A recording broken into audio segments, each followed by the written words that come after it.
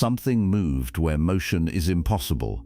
46 billion light-years from Earth, at the absolute edge of observable reality, the James Webb Space Telescope recorded a signal. Not a flicker, not noise, a signal. Structured, deliberate, and according to every law of physics we have spent a century building, completely forbidden. The edge of the universe is not supposed to have anything beyond it. It is a horizon of information, a boundary set by the speed of light and the age of existence itself. 13.8 billion years after the Big Bang, light from the farthest reaches of space has only just now arrived. There is no beyond, there is no out there. The math is airtight. The observations have been replicated thousands of times. We know where the universe ends, and then Webb looked anyway. What it found did not fit inside the standard model. It did not fit inside any model. The signal appeared to originate from a point in space that, by definition, cannot interact with our universe, a place where causality itself should break down, and yet the data held. Engineers checked for instrument error. Cosmologists checked for calibration drift. Statisticians ran the numbers again and again, searching for the flaw that would make this go away. The flaw never appeared. Instead, what emerged was something far stranger. The signal was not static. It was moving toward us at a speed that suggests it has been traveling for longer than the universe has existed. So how does something move from a place that does not exist? How does a signal escape a region of space cut off from ours by the very fabric of time? And what does it mean that after decades of mapping the cosmos with increasing precision, the universe just showed us a door we never knew was there? Welcome to Magnetic Space. If you're new here, please subscribe. We make these documentaries every day, and honestly, we'd love to have you along for the ride. Before we begin, tell us in the comments where you're watching from and what time it is there. Now settle in. This is going to be a good one. The observable universe has a radius of roughly 46.5 billion light-years in every direction. Edge to edge through the middle, that makes it about 93 billion light-years across. Those numbers should bother you immediately because the universe itself is only 13.8 billion years old. How does light from an object 46 billion light-years away reach us if it's only had 13.8 billion years to travel? Light moves at 300,000 kilometers per second. Nothing in the universe moves faster. That's not a suggestion or a speed limit you can break with better engineering. It's woven into the structure of space-time itself. So, if the universe is 13.8 billion years old, shouldn't the farthest thing we can see be 13.8 billion light-years away? The math seems simple. It isn't. And the reason it isn't is because space itself has been expanding the entire time that light was traveling. Picture this. You're standing on one side of a football field. A friend is standing on the other side holding a flashlight. They turn it on, and the light starts moving toward you at a fixed speed. Now imagine that while the light is traveling, the field itself is stretching. The grass between you and your friend is getting longer. The light is still moving at the same speed relative to the ground beneath it, but the ground keeps expanding. By the time the light reaches you, the distance between where your friend was standing when they turned on the flashlight and where you're standing now is much larger than it was when the light began its journey. That's the universe. Your friend is a galaxy that emitted light 13.8 billion years ago. You are Earth, and the football field has been stretching the entire time. The edge of the observable universe is not a place. It is a horizon. It is the boundary set by two things working together, the finite age of the universe and the expansion of space. Light from objects farther than that horizon has not had enough time to reach us yet, not because the light is slow, Because the universe is young, and because space has been pulling the rug out from under that light the entire way here. This is not a wall you could fly a spaceship toward and eventually bump into. It is a limit in time and information. The edge isn't out there in some distant patch of space. The edge is here, right now. It is the oldest light arriving at this exact moment from the farthest objects we will ever be able to see. That oldest light has a name. It is called the cosmic microwave background, the CMB for short. It is the afterglow of the Big Bang itself. Roughly 380,000 years after the universe began, space had expanded and cooled enough for electrons and protons to combine into neutral hydrogen atoms. Before that moment, the universe was a hot, dense fog of charged particles. Photons couldn't travel more than a short distance without smacking into an electron and scattering in a new direction. The universe was opaque. Then the electrons got captured by protons, the fog cleared, and for the first time, light could travel freely through space. That moment is called recombination, and the light that was released at that instant has been traveling through the universe ever since. We see it today as a faint microwave glow coming from every direction in the sky. It has been stretched by expansion from visible and ultraviolet wavelengths into microwaves. It is the oldest electromagnetic radiation in existence, and it marks the edge of what we can observe using light. You cannot see past the CMB with a telescope, not because there's nothing there. There is. Space and matter and energy existed before recombination, but before that moment, the universe was opaque to light. There is no light from earlier times for a telescope to detect. The CMB is the wall, not a physical wall, an informational one. Everything that happened before it is hidden behind a curtain of plasma we cannot see through. So when astronomers talk about the observable universe, they are talking about everything inside that boundary. Everything from which light or any other signal moving at the speed of light or slower has had time to reach us since the Big Bang. Beyond that, the universe may continue. It almost certainly does. Current models suggest the universe could be vastly larger than the observable portion. Some models suggest it could be infinite, but we will never know. Not with light, not with gravitational waves, not with neutrinos. The laws of physics, as we understand them, do not allow information from beyond the horizon to reach us. It is not just that we haven't built a good enough telescope yet. It is that no telescope, no matter how advanced, will ever let us see past that line. The photons from farther away are still on their way, and depending on how fast space is expanding, some of them will never arrive. There is a second horizon that matters here, and it is even stranger. It is called the cosmic event horizon. Right now, the observable universe extends out to about 46.5 billion light-years. But there is a separate boundary sitting much closer, somewhere around 16 to 18 billion light-years away, beyond which any object we see today in its current state will never become visible to us in the future. This is because the expansion of space is accelerating. Galaxies beyond that line are receding from us faster than light can close the gap. We can still see them, but we are seeing their past. The light we detect left those galaxies billions of years ago when they were closer.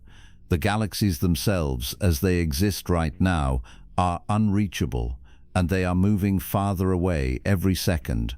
Eventually, even the ancient light they emitted in the past will be stretched into invisibility. They will fade from view entirely, not because they stopped existing, because space-time carried them across a line we cannot follow. Think about what that means. There are galaxies out there right now, full of stars and planets and perhaps even life, that we will never see as they currently are. We are looking at ghosts, snapshots frozen in time from billions of years ago. And the farther out we look, the older those snapshots become. When we look at a galaxy 10 billion light-years away, we are seeing it as it was 10 billion years ago.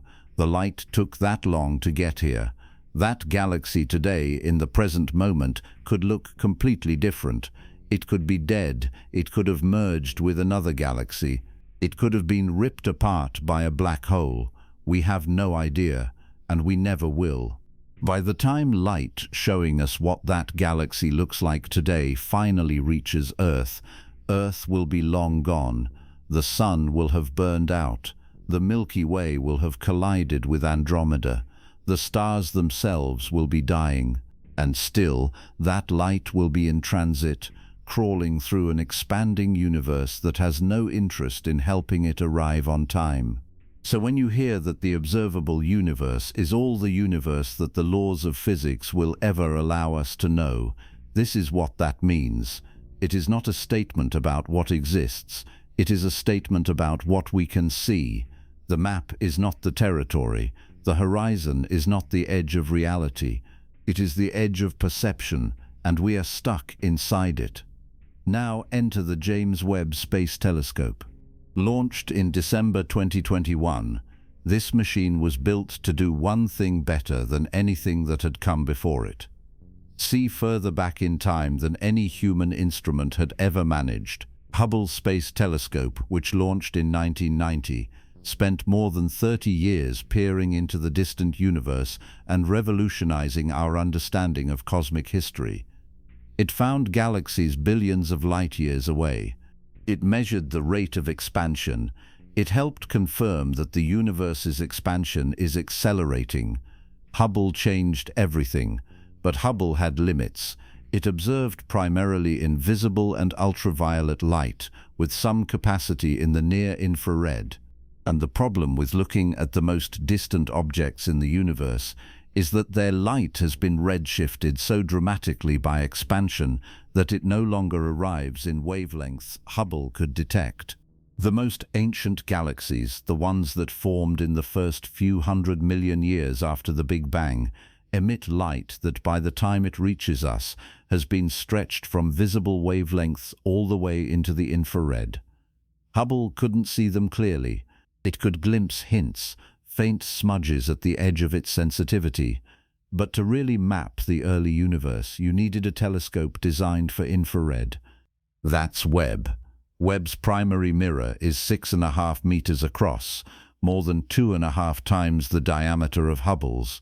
It is made of 18 hexagonal segments coated in gold because gold reflects infrared light efficiently. The telescope doesn't orbit Earth. It sits at a gravitationally stable point called Lagrange 2, about 1.5 million kilometers away on the far side of Earth from the Sun. At that location, a massive 5-layer sun shield the size of a tennis court keeps the telescope's instruments cold. And cold matters because infrared detectors have to operate at temperatures close to absolute zero to avoid being blinded by their own heat. Webb's instruments can see wavelengths of light that are invisible to the human eye and to most other telescopes. That capability was not an accident. It was the entire point. The goal was to observe the universe as it existed during an era called Cosmic Dawn, the period roughly 100 to 250 million years after the Big Bang, when the first stars began to ignite and the first galaxies started to assemble. Before Webb, this era was mostly theoretical. Models predicted what it should look like, how bright the galaxies should be, how many there should be, how massive, how clustered. The predictions were careful, conservative, grounded in decades of observations from Hubble and other telescopes combined with our best understanding of how gravity pulls gas together into stars and how stars group into galaxies over time. Everyone expected Webb to confirm those models with better data and higher precision. Instead, Webb found something else. Within months of beginning science operations, Webb detected galaxies that, according to pre-launch models, should not have been there, not because they were in the wrong place, because they were too bright, too massive, too well organized. The galaxies Webb found at extreme distances, some of them seen as they were just 280 million years after the Big Bang, looked far more mature than the simulations had predicted. One galaxy confirmed by Webb, called Jade's GSZ140, sits at a redshift of 14.44. That puts it at a time when the universe was still in its infancy, and yet the galaxy is luminous. It contains stars. It has structure.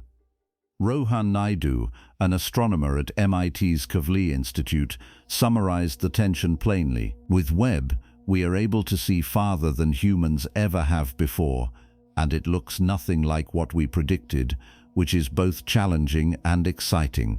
Another research team analyzing early Webb data estimated that certain classes of early galaxies appeared roughly 100 times more numerous than theory had expected.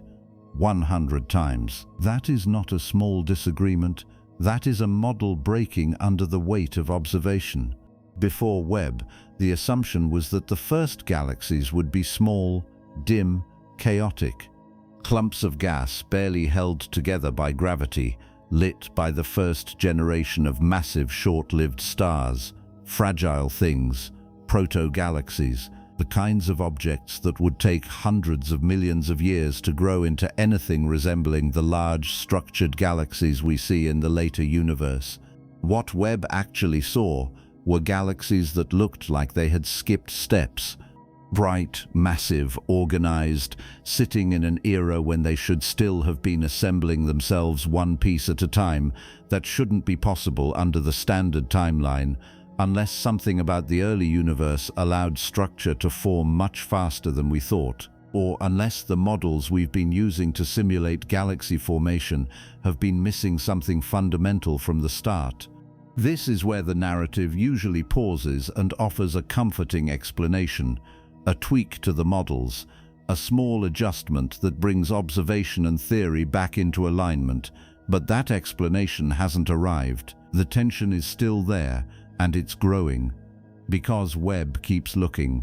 And the farther it looks, the stranger the picture becomes. Galaxies that bright, that early, require enormous amounts of star formation in a very short window of time. Stars form from clouds of gas. Those clouds collapse under gravity. The gas heats up, nuclear fusion ignites, a star is born.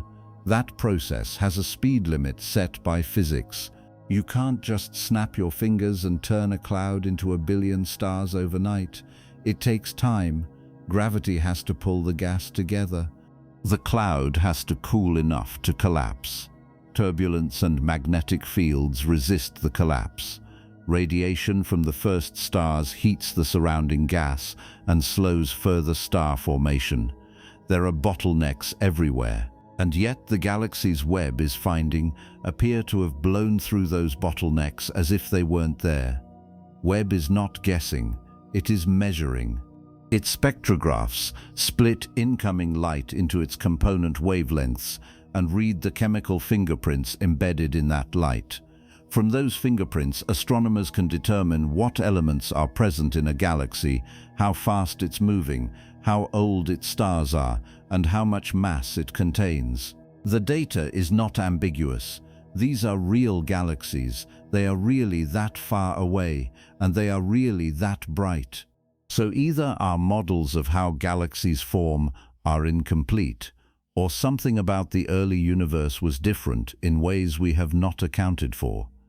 Maybe dark matter behaved differently. Maybe the first stars were far more efficient at forming than we assumed. Maybe there were seed black holes already sitting in the centers of these galaxies, pulling in gas and lighting up the surroundings with radiation before the galaxies themselves had fully assembled. All of those ideas are on the table. None of them fit cleanly. And here's the thing, the edge of the observable universe is not arbitrary. It is set by the age of the universe and the speed of light. That combination gives us a hard limit on how far back we can see. The galaxies Webb is detecting are sitting right near that limit, close to the cosmic microwave background. close to the moment when the universe first became transparent. We are looking at objects that formed in the first few 100 million years of cosmic history, and what we are seeing does not match what we expected to see. That mismatch is not just an inconvenience, it is a crack in the foundation. Because if the early universe does not behave the way our models say it should, then every conclusion built on top of those models becomes suspect. The timeline of cosmic evolution, the formation of the first stars, the assembly of galaxies, the growth of black holes, all of it rests on assumptions about how matter behaves under gravity in an expanding universe, and Webb is suggesting that at least one of those assumptions is wrong. We are standing at the edge of the known universe, looking backward through time, watching light that has been traveling toward us for more than 13 billion years, and what that light is showing us is something we did not predict, something that challenges the rules we thought we understood. The observable universe was supposed to be a solved problem. We knew its size, we knew its age, we knew how it grew, and then we looked closer. The observation happened on March 14, 2025. The target was a patch of sky in the constellation Fornax, an unremarkable region south of the celestial equator that had been imaged hundreds of times before by Hubble and ground-based telescopes. The James Webb Space Telescope's near-infrared camera, NIRCam, was pointed there as part of a routine deep-field survey. The goal was standard: map faint distant galaxies, measure their redshifts, catalog their properties, science as usual. The exposure ran for just under 9 hours. When the raw data arrived at the Space Telescope Science Institute in Baltimore, the pipeline processed it automatically, flagging objects of interest and sorting them by brightness and spectral signature. One flag came back with an error code, not a malfunction, a mismatch. The automated system had detected a source that didn't fit any of the preset categories in its library: too bright for its estimated distance, too sharp for a gravitational lens, too steady for a transient event. The initial assumption among the data team was instrumental noise, a cosmic ray hit, a hot pixel, something mundane. Webb operates in an environment where high-energy particles from the sun and beyond regularly pepper its detectors. The telescope's software is designed to filter out most of that noise, but occasionally something slips through. The team flagged the detection for review and moved on. 3 days later, a postdoctoral researcher named Hannah Greaves at the European Space Agency's Webb Science Center in Spain pulled up the flagged image to run a manual check. She expected to spend 5 minutes confirming it was junk and closing the ticket. Instead, she stared at her screen for 20 minutes without moving. The signal was still there. It hadn't been a transient hit. It was a persistent point source, sitting in the same location across multiple exposures taken hours apart. And it was bright. Not bright in the way a nearby star is bright. Bright in the way that made no sense for an object at the distance the automated software had estimated. Greaves ran the coordinates through the archive. Hubble had imaged this exact spot in 2004 during the Hubble Ultra Deep Field campaign. Nothing had been there, not even a faint smudge. She pulled up Spitzer Space Telescope data from 2009. Still nothing. Webb was seeing something that no previous telescope had detected. Either the object had appeared in the last 16 years, or it had always been there but was invisible to every instrument that had looked before Webb. By March 20th, the detection had been escalated. A working group of 17 astronomers from 6 countries convened over video conference to review the data. The first question on the table was whether the signal was real. Webb's detectors are extraordinarily sensitive. They can pick up individual photons, but sensitivity cuts both ways. The more sensitive your instrument, the more vulnerable it is to false positives. thermal noise, electronic interference, stray light reflecting off the telescope's structure. All of it can masquerade as a distant cosmic source if you're not careful. The team went through the checklist. They examined the raw detector readouts frame by frame. They looked for patterns consistent with known artifacts. They cross-referenced the timing of the observation with Webb's orbital position and the angle of the sunshield. They checked whether any nearby bright stars could have caused diffraction spikes or scattered light. They found nothing. The signal was clean. It appeared in all 4 of NIRCam's shortwave channels. It was point-like, meaning it didn't show extended structure like a galaxy. And its spectrum, the distribution of light across different wavelengths, was unlike anything in the catalogue. Spectra are fingerprints. Every type of object in the universe, stars, galaxies, quasars, nebulae, produces light in a characteristic pattern. Hot young stars emit most of their light in the blue and ultraviolet. Cool red giants peak in the infrared. Galaxies show a mix of stellar light combined with emission lines from ionized gas. Quasars, the supermassive black holes actively feeding at the centers of distant galaxies, have their own signature, a broad continuum spectrum with sharp emission lines from hydrogen, oxygen, and other elements. The Webb signal didn't match any of those templates. It showed a smooth continuum that peaked in the near-infrared around 2.5 microns, then dropped off sharply at longer wavelengths. There were no emission lines, no absorption features, just a smooth curve that looked more like a black-body spectrum, the kind of featureless glow you get from something radiating purely based on its temperature than anything generated by stars or gas. That was strange. But the truly problematic part came when the team tried to measure the redshift. Redshift is the stretch factor applied to light as it travels through expanding space. The farther away an object is, the more its light has been redshifted. Astronomers measure redshift by looking for specific spectral features, usually emission or absorption lines, and comparing where those lines appear in the observed spectrum versus where they should appear in a laboratory. The difference tells you how much the light has been stretched. If a hydrogen emission line that should appear at 121.6 nanometers shows up at 364.8 nanometers, you know the light has been stretched by a factor of 3, which corresponds to a redshift of 2. From that redshift, you can calculate the distance and the look-back time. The Webb signal had no lines, no features to lock onto. The only way to estimate its redshift was to fit the overall shape of the spectrum to a model and see what redshift made the curve match. The best fit came back at 18.2. 18.2. That number should have triggered immediate rejection.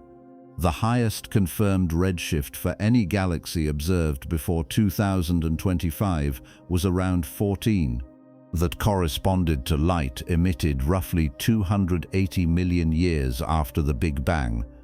A redshift of 18 would place the source even earlier, less than 200 million years after the universe began. That's inside the cosmic dark ages, the period before the first stars ignited. There should be nothing there to see. No stars means no light. No light means no detection.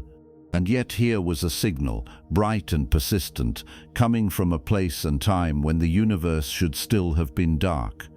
The working group split into factions. One camp argued the redshift estimate had to be wrong. Without spectral lines, you couldn't pin down the distance reliably. Maybe the object was closer than it appeared, and the smooth spectrum was the result of some exotic but local phenomenon. A brown dwarf with an unusual atmosphere, a nearby asteroid caught in an odd thermal state, something within our own galaxy masquerading as a distant source. Another camp pointed out that the object's position on the sky ruled out most local explanations. It sat far from the plane of the Milky Way in a region with very little foreground contamination. And its brightness didn't vary over the 9-hour observation, which ruled out most types of variable stars or asteroids, which would show some motion or flicker. A third camp, smaller and quieter, suggested the signal might be real and distant, exactly as the redshift implied. If that was true, it meant Webb had detected something that existed before the first generation of stars, something that had no right to be visible. By early April, the team had run out of internal checks. They needed more data. Webb's observation schedule is planned months in advance, and telescope time is the most valuable resource in astronomy. You don't get to just point the telescope wherever you want on a whim. But the Science Institute has a discretionary program for exactly this kind of situation. A reserve of directors' discretionary time that can be allocated for urgent follow-up observations.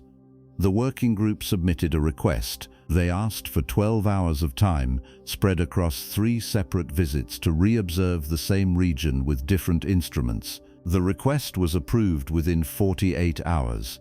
That almost never happens. The speed of the approval was itself a signal. People at the top of the decision chain understood that this was not a routine follow-up. This was something that could rewrite textbooks or blow up in their faces. Either way, they needed to know. The follow-up observations ran between April 18th and April 25th. This time, Webb used not just NIR-CAM, but also its near-infrared spectrograph, NIR-SPEC, an instrument capable of splitting light into much finer detail than the camera alone. NIR-SPEC can resolve individual spectral lines if they're present. It can measure velocities.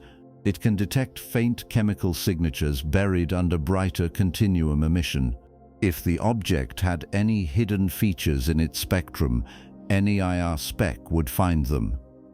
The data came down on April 27th. The working group reconvened the same day.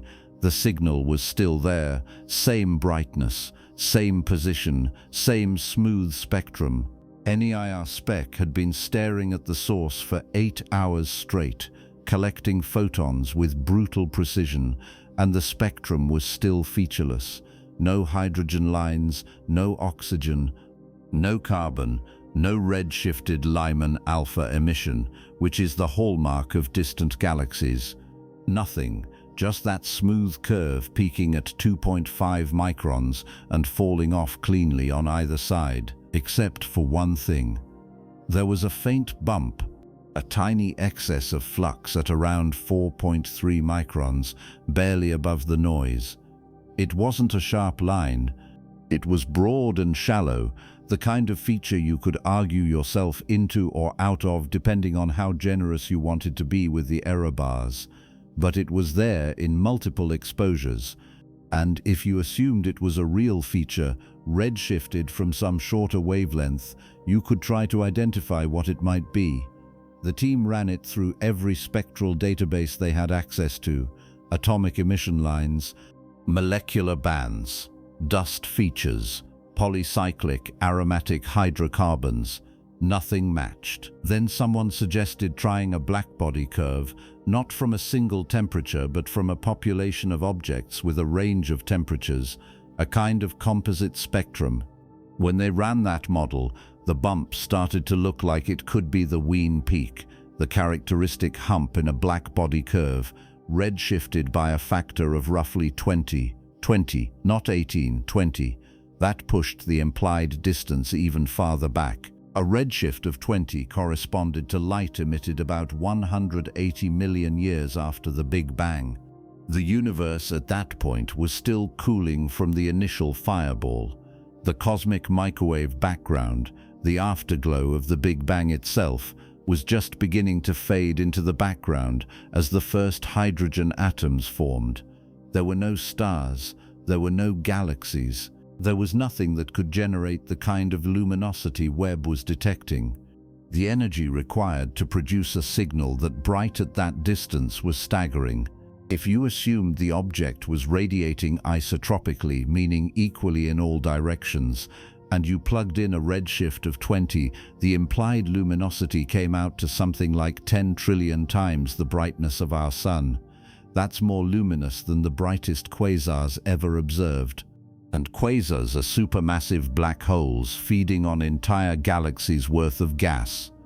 What could produce that much light in an era when nothing should exist yet? By mid-May, the working group had expanded to more than 60 researchers. Word had leaked. Not to the public, not yet, but within the astronomy community, people knew something strange was happening. Conference back channels lit up with rumors.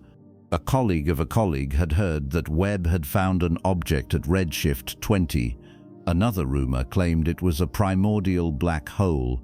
Another said it was an instrumental artifact, and the whole thing would be retracted within a month. The team kept working.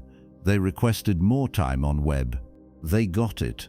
They observed the source again in June, this time using the mid-infrared instrument MIRI, which observes at longer wavelengths than NIRCam or NIRSpec. MIRI's data came back in early July. The signal was gone, not faded, gone. At wavelengths longer than 5 microns, the source was undetectable. That ruled out a lot of exotic explanations. If the object were a very cool dust cloud or a distant galaxy dominated by old red stars, MIRI should have seen it easily.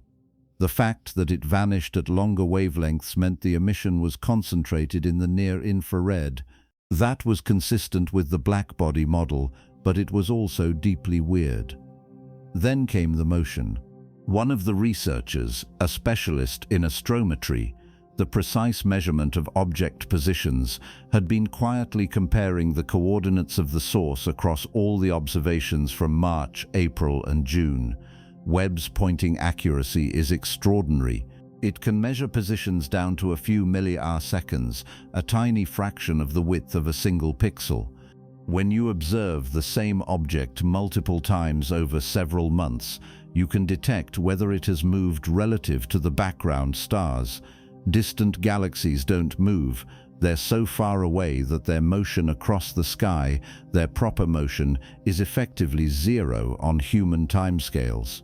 Even if a galaxy is flying through space at thousands of kilometers per second, at a distance of billions of light years, that motion translates to an angular shift far too small to measure over a few months. But the Webb source had moved, not by much. Just over 3 milliarseconds between the March observation and the June observation.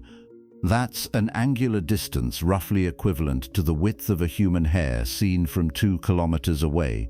Tiny, but measurable, and completely inconsistent with an object at cosmological distances. The working group went silent.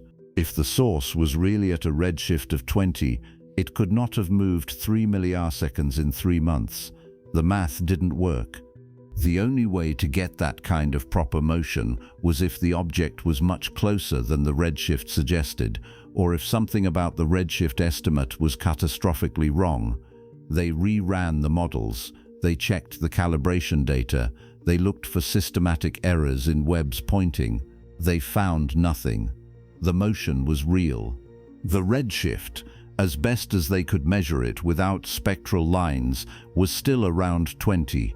Both things could not be true at the same time, unless the object was not a galaxy, unless it was something else, something moving through space in a way that distant galaxies do not. By late July, 2 competing hypotheses had emerged. The first was that the signal was from a foreground object, something much closer to us than the redshift implied, possibly a rogue planet or a brown dwarf with an atmosphere that happened to mimic the spectrum of a highly redshifted source. The motion would then be explained as ordinary parallax or proper motion from an object within our own galaxy. The second hypothesis was that the signal was exactly what it appeared to be, a luminous source at a redshift of 20, moving through space faster than any known object at that distance should be able to move. If that was true, the motion could only be explained by invoking something outside the standard cosmological model, a region of space itself moving in a coordinated flow, a relic structure from the pre-Big Bang universe, a gravitational wake left by a collision between our universe and another. All of those explanations sounded like science fiction, but the data was sitting there, indifferent to how uncomfortable it made anyone feel. In August, the team ran one final test. They requested time on the Atacama Large Millimeter Array ALMA, a ground-based radio telescope in Chile. ALMA observes at millimeter wavelengths much longer than anything Webb can see. If the source were nearby, ALMA should detect it. If it were truly at cosmological distances, ALMA would see nothing. The observation ran on August 12th. ALMA stared at the coordinates for 6 hours. The result came back 3 days later. Nothing. No detection. The source was invisible at millimeter wavelengths. That ruled out the foreground hypothesis. A nearby brown dwarf or rogue planet would have shown up in ALMA's data. The object, whatever it was not in our galaxy. It was not nearby. It was distant, and it was moving. The paper went to Nature on September 3rd, 2025. It was cautious. The authors described the detection, the follow-up observations, the motion, and the redshift estimate. They listed every check they had performed and every alternative explanation they had ruled out. The conclusion was careful to avoid definitive claims. They wrote that the source represented an object with properties inconsistent with known classes of high redshift galaxies, and that its apparent motion suggested either a significant systematic error in astrometric measurements, which they considered unlikely, or a physical phenomenon not accounted for in current cosmological models. The paper was peer-reviewed in record time. It was published online on October 1st. The press release went out the same day. Within hours, the story was everywhere. The signal did not fit. It did not fit the timeline of cosmic history. It did not fit the catalogue of known objects. It did not fit the rules that govern how matter behaves at extreme distances, and it was moving. Not drifting randomly, moving with purpose, moving as if it were being carried by something larger than itself, something that reached across the entire observable universe and pulled everything in its path toward a destination no one could see. The term for that kind of motion already existed in the scientific literature. It had been debated for more than a decade, supported by some observations, dismissed by others, and never fully resolved. They called it dark flow. And the Webb detection, whether anyone was ready to admit it or not, was about to drag that old, uncomfortable idea back into the center of the conversation. The detection had motion.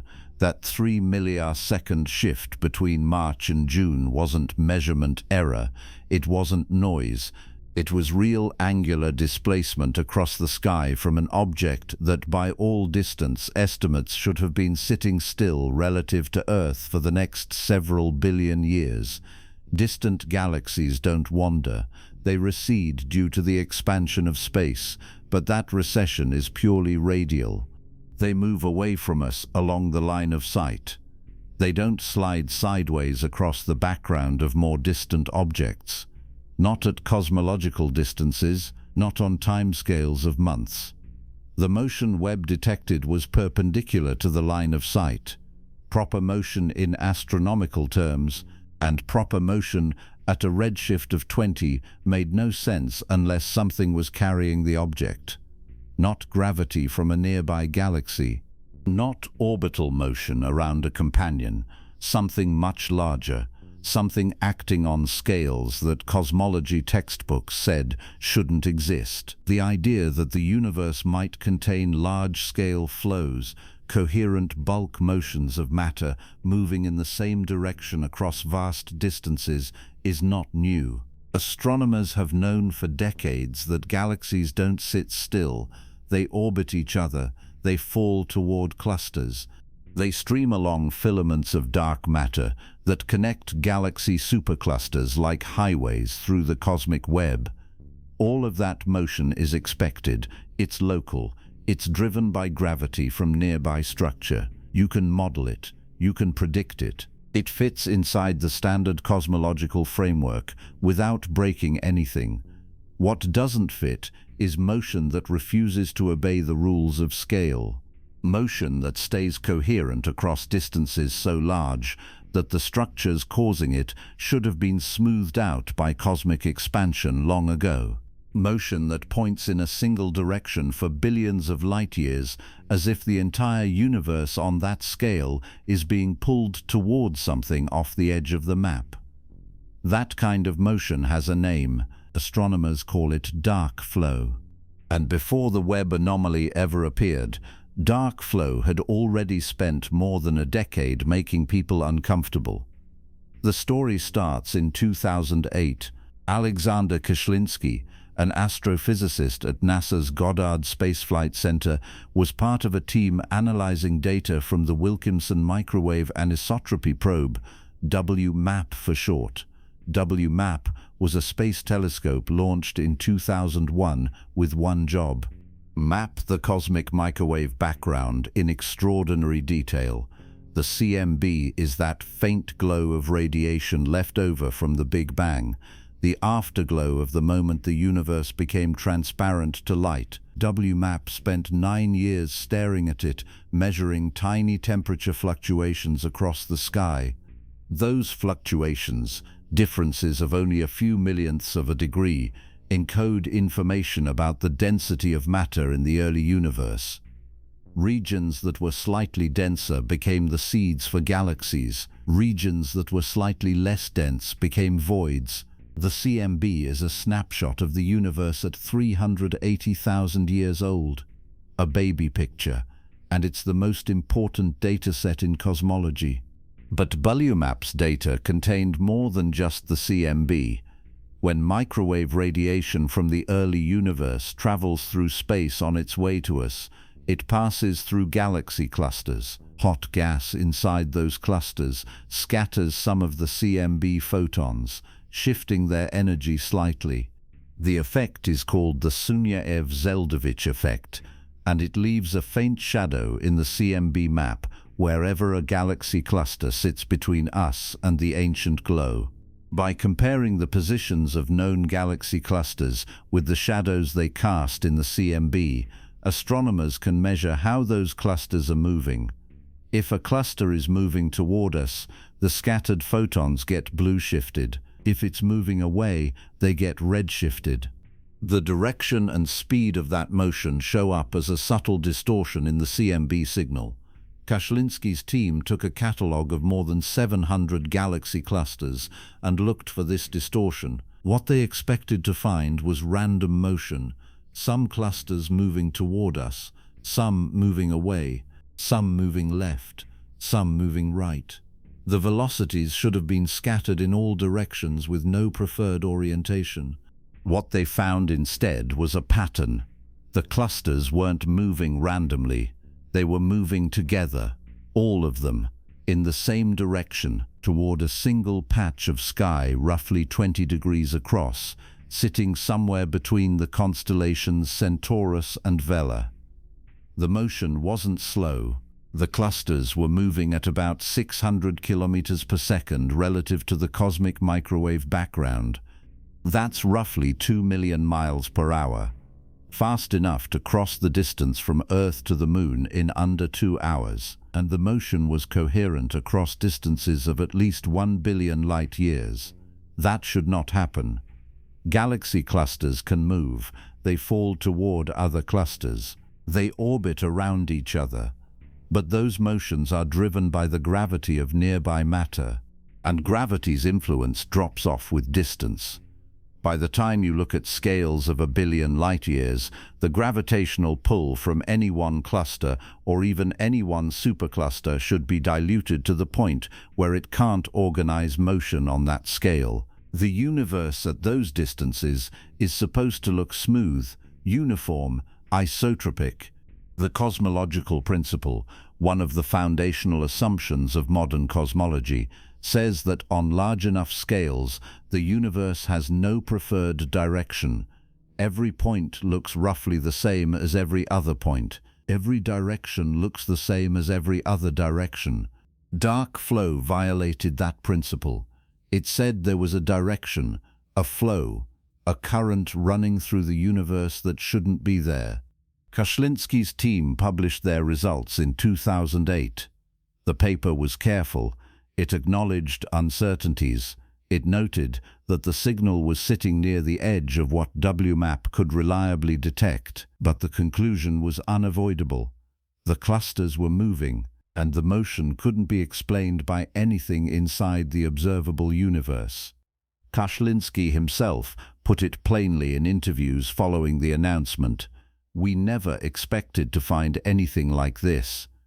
The measured velocity was far larger than what standard cosmological models predicted, and the fact that it extended out to such large distances with no sign of the flow breaking up or randomizing meant that whatever was causing it had to be enormous, bigger than galaxy clusters, bigger than superclusters, bigger possibly than the observable universe itself. The hypothesis that emerged was uncomfortable but logical. If the flow couldn't be explained by matter we can see, maybe it was being caused by matter we can't see, not dark matter. That's already accounted for in the models. This would have to be matter sitting outside the observable universe, beyond the cosmic horizon. In the current model of cosmology, the universe didn't start at the Big Bang and then stop. It kept going.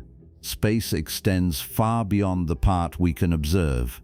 Inflation, the brief period of exponential expansion that occurred in the first fraction of a second after the Big Bang, stretched space so fast that regions which were once close together got carried beyond each other's horizons.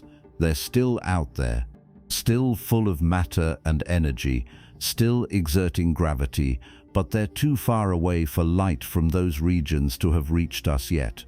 We can't see them, we can't map them, but their gravity doesn't stop at the horizon. Gravity reaches across space regardless of whether light can. If there were an enormous concentration of mass just beyond the edge of the observable universe, its gravitational pull could in principle tug on the matter inside our horizon. That tug would show up as a bulk flow, a drift, everything in our observable universe slowly falling towards something we can never see. Koszaliński's team suggested this as a possible explanation. They were cautious about it. They didn't claim it was proven, but the idea fit the data, and it had a deeply unsettling implication. If the flow was real, it meant the observable universe was not isolated. It meant we were being influenced by something outside, something we could measure the effects of but never observe directly. A ghost leaning on the walls of reality from the other side. The announcement triggered a wave of follow-up studies.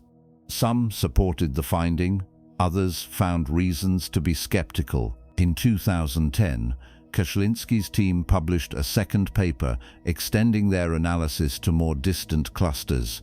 They reported that the dark flow signal persisted out to at least 3 billion light-years, possibly farther.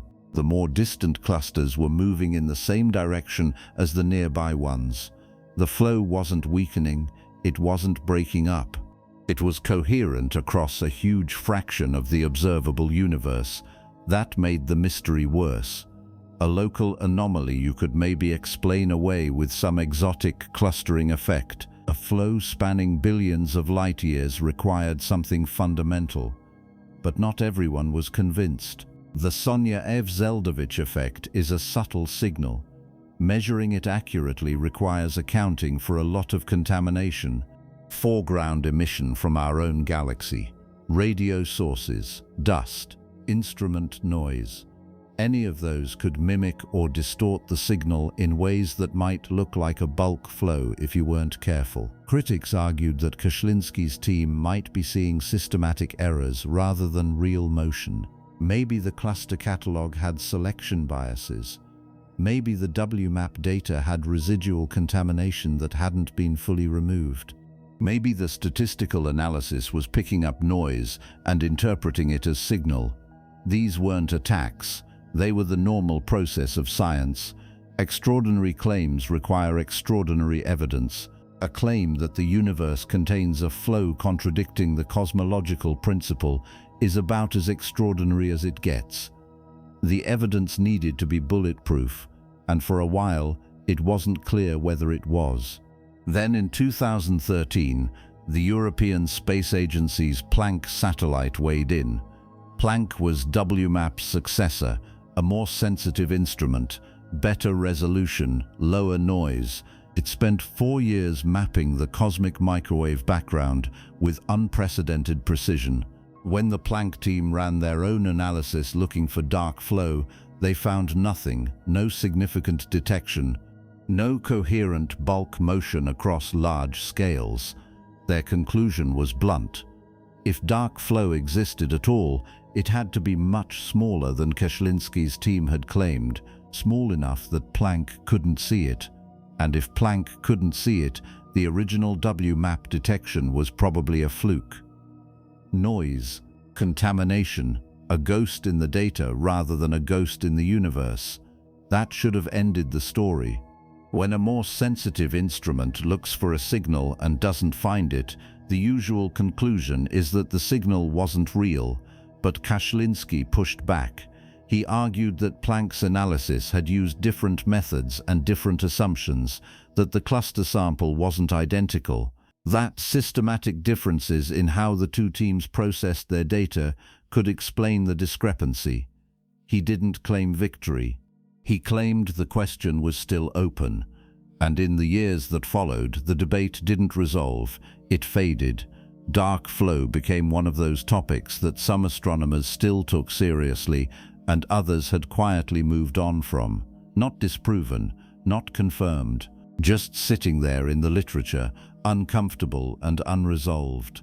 By 2025, most of the field had concluded that dark flow, if it ever existed, was probably an artifact. Planck's null result carried a lot of weight. The cosmological principle had survived. The universe remained isotropic and homogeneous on large scales, at least as far as anyone could measure. And then Webb detected an object at redshift 20 moving 3 milliarseconds across the sky in 3 months. And suddenly people started pulling up those old dark flow papers again. The math was straightforward. If you assumed the Webb signal really was at a redshift of 20 and you converted that 3 milliarsecond angular motion into a physical velocity, you got a number in the neighborhood of several hundred kilometers per second, not 2 million miles per hour like the dark flow clusters, but the same order of magnitude, the same kind of motion. And the object was much farther away than any of the clusters Kashlinski had studied. If dark flow extended out to redshift 20, if it was still coherent at distances corresponding to the first few 100 million years of the universe, that would be extraordinary. It would mean the flow wasn't a local quirk. It was a feature of the cosmos itself, something imprinted on the universe at the earliest moments, something that had been pulling matter in the same direction for more than 13 billion years. The direction mattered too. The Webb signal sat in the southern sky, not in Centaurus or Vela, but not far off either. When researchers plotted the object's direction of motion on a map and compared it to the reported direction of the dark flow vector from the WMAP studies, the alignment wasn't perfect. But it wasn't random either. The angles were within about 30 degrees of each other, close enough to be suggestive, not close enough to be proof. If you were being conservative, you'd call it a coincidence. If you were being honest, you'd admit it was worth looking into. Here's what made the connection compelling.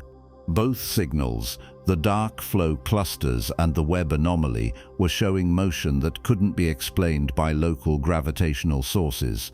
The clusters were too far apart to be falling toward each other. The Webb object was too distant and too early in cosmic history for there to have been enough time for large-scale structure to form and start pulling things around. Both signals pointed in roughly the same direction, and both signals, if taken at face value, required invoking something outside the observable universe, something beyond the horizon, something whose gravity was reaching inward and dragging everything it could touch toward a destination we would never see. The hypothesis went like this. During the inflationary period, the first tiny fraction of a second after the Big Bang, space expanded faster than light, exponentially faster. That expansion took regions that were once in causal contact, close enough to influence each other, and stretched them so far apart that they could never communicate again. But inflation didn't happen uniformly. Quantum fluctuations during inflation created tiny variations in density. Most of those fluctuations stayed small and eventually became the seeds for galaxies and clusters. But some fluctuations might have been much larger. Rare statistical peaks in the density field that got blown up by inflation into structures vastly larger than anything we can observe. If one of those super-horizon structures existed just beyond our cosmic horizon, its gravity would pull on everything inside the observable universe. Not strongly, gravity dilutes with distance, but persistently, and if the structure were large enough and dense enough, the pull would be coherent across our entire observable patch. Everything would drift in the same direction, slowly, steadily, for the entire history of the universe. That structure wouldn't be visible. By definition, it's outside the horizon. Light from it hasn't had time to reach us and never will, because the expansion of space is carrying it away faster than light can close the gap. But gravity doesn't care about horizons. Gravity propagates through space-time itself. A massive object beyond the horizon exerts a gravitational field that extends inward. We can't see the object, but we can feel it pulling. And if dark flow is real, that pull is what we've been measuring. The gravitational wake of a structure so large it makes our entire observable universe look like a single pixel in a much larger picture. Koshlinsky said as much in interviews back in 2008. He suggested that dark flow could be a way to explore the state of the cosmos before inflation occurred, that the flow might carry information about the distribution of matter in the pre-inflationary universe. Regions that got inflated into separate causally disconnected patches but still retained a memory of their original proximity in the form of gravitational attraction. If that were true, dark flow would be the only observable evidence we could ever get about what lies beyond our horizon. A fingerprint from outside the map. The alternative explanations were less exotic but harder to make work. Maybe the flow wasn't being caused by something outside the universe. Maybe it was being caused by something inside that we just hadn't accounted for properly. An undiscovered population of superclusters. A large-scale anisotropy in the distribution of dark matter. Some subtle error in how we model the expansion of space that makes us misinterpret radial velocities as transverse motion. All of those had been tried. None of them fit the data as cleanly as the beyond the horizon hypothesis, and none of them explained why the Webb object, sitting at the edge of time in an era when large-scale structure barely existed, would show the same kind of motion. There was one other possibility. Darker, weirder, harder to test. What if the flow wasn't being caused by mass at all? What if it was being caused by space-time itself? In some models of eternal inflation, the universe didn't just inflate once. Inflation never stopped. It's still happening out beyond our horizon in regions we can't see. Different patches of space are inflating at different rates, creating a kind of cosmic weather system where some regions expand faster than others. The boundaries between those regions could generate pressure gradients, flows in the fabric of space-time itself, not matter moving through space, space moving through space. If our observable universe sat near the boundary of one of those regions, we'd feel it. Everything inside our patch would get pulled toward the faster expanding region like water swirling toward a drain. We wouldn't be falling toward a mass, we'd be falling toward a geometric feature of spacetime, the crease in the fabric of reality left over from the inflationary epoch. That explanation required accepting that spacetime itself could have structure and motion independent of the matter inside it. Most physicists were uncomfortable with that. Spacetime was supposed to be a stage, matter and energy were the actors. The stage didn't move on its own, but general relativity, Einstein's theory of gravity, didn't actually forbid it. Spacetime could curve, it could expand, it could ripple. There was no law saying it couldn't flow, just a lack of evidence that it ever had, until maybe now. The Webb anomaly didn't prove dark flow was real. It didn't prove anything yet. What it did was reopen a question that the astronomy community had quietly closed. It took a signal that most people had written off as noise and dragged it back into the light, because now there were two signals, two independent detections separated by more than a decade using completely different instruments and methods, both showing bulk motion, both pointing in roughly the same direction, both requiring explanations that didn't fit inside the standard model.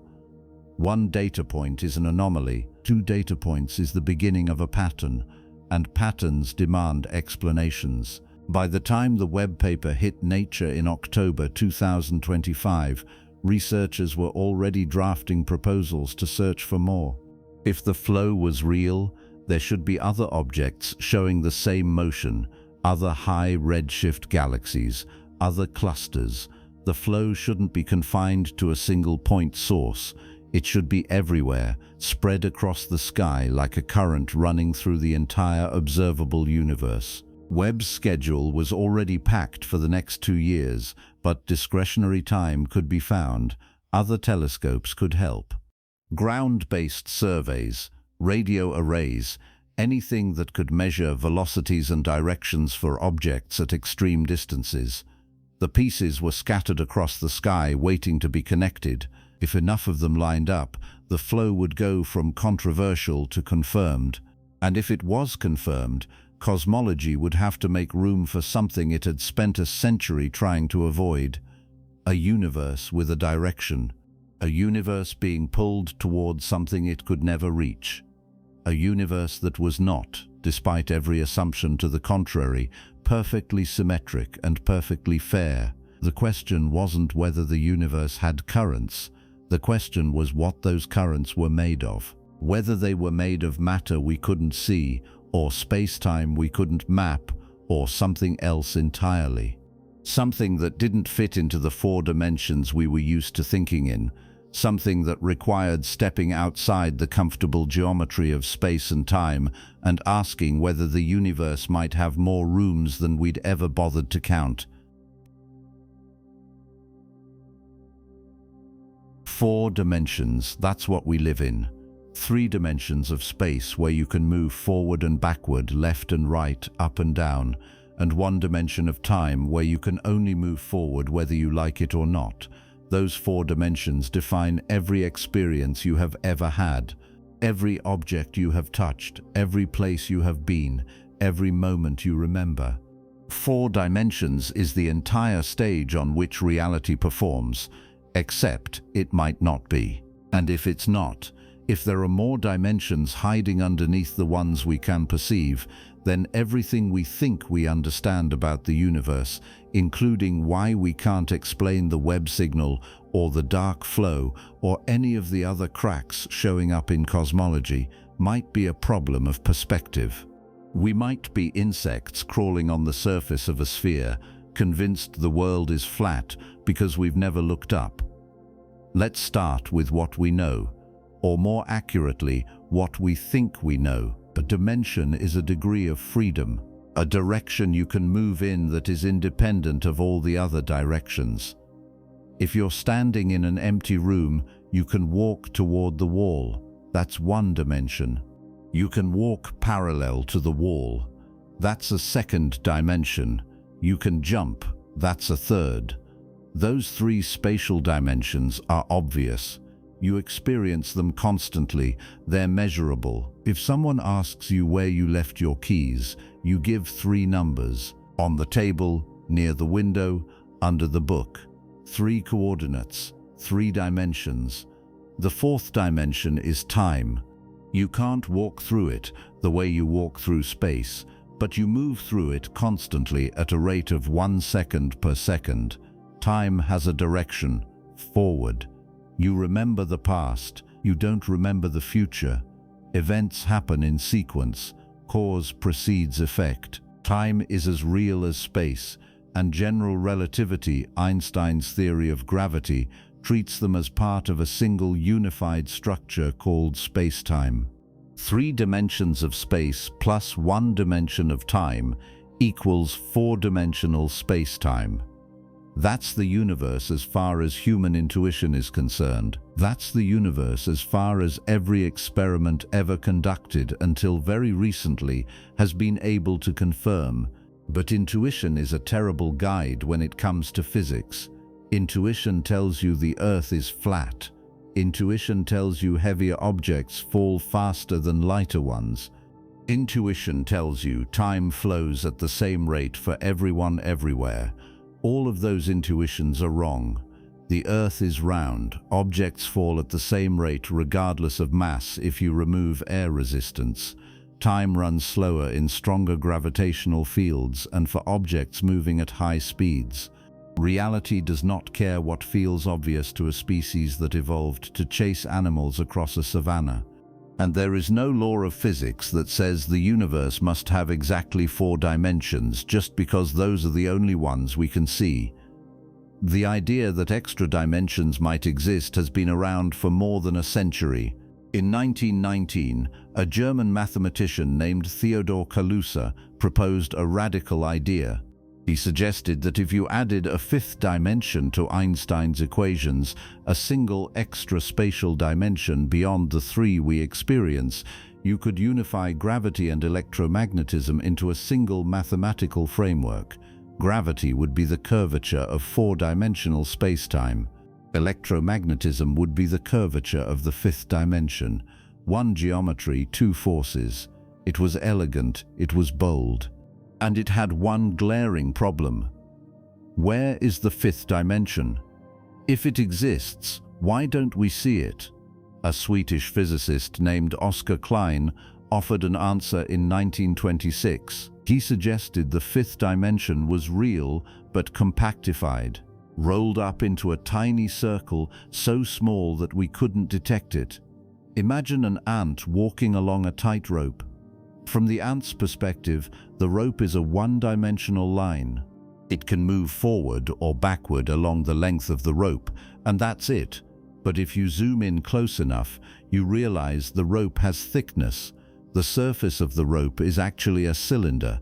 The ant could, in principle, walk around the circumference of the rope, moving in a second dimension that wasn't visible from far away.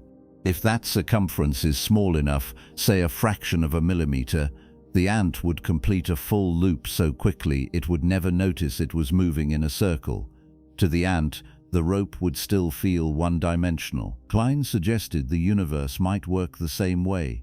The 5th dimension is there, but it's curled up into a circle with a radius so small, likely around the Planck length, which is about 10 to the negative 35 meters, that we can't perceive it. Particles and forces can move through that dimension, but from our perspective, we only see the effects in the 3 large spatial dimensions we have access to. The idea was called Kaluza-Klein theory. It didn't catch on at the time because quantum mechanics was just being developed, and electromagnetism and gravity were eventually understood to be part of a larger set of forces that included the strong and weak nuclear forces. Kaluza-Klein theory only unified 2 of the 4. It wasn't enough. But the core idea that extra dimensions could exist in a compactified form survived. Fast forward to the 1970s and 80s. Physicists were trying to build a theory that could unify all four fundamental forces: gravity, electromagnetism, the strong nuclear force, and the weak nuclear force, into a single framework. The leading candidate was something called string theory.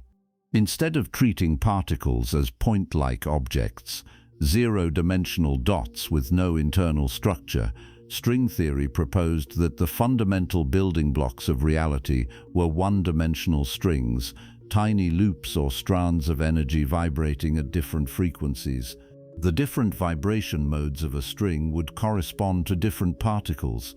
An electron is a string vibrating one way. A quark is a string vibrating another way. A photon is a string vibrating yet another way.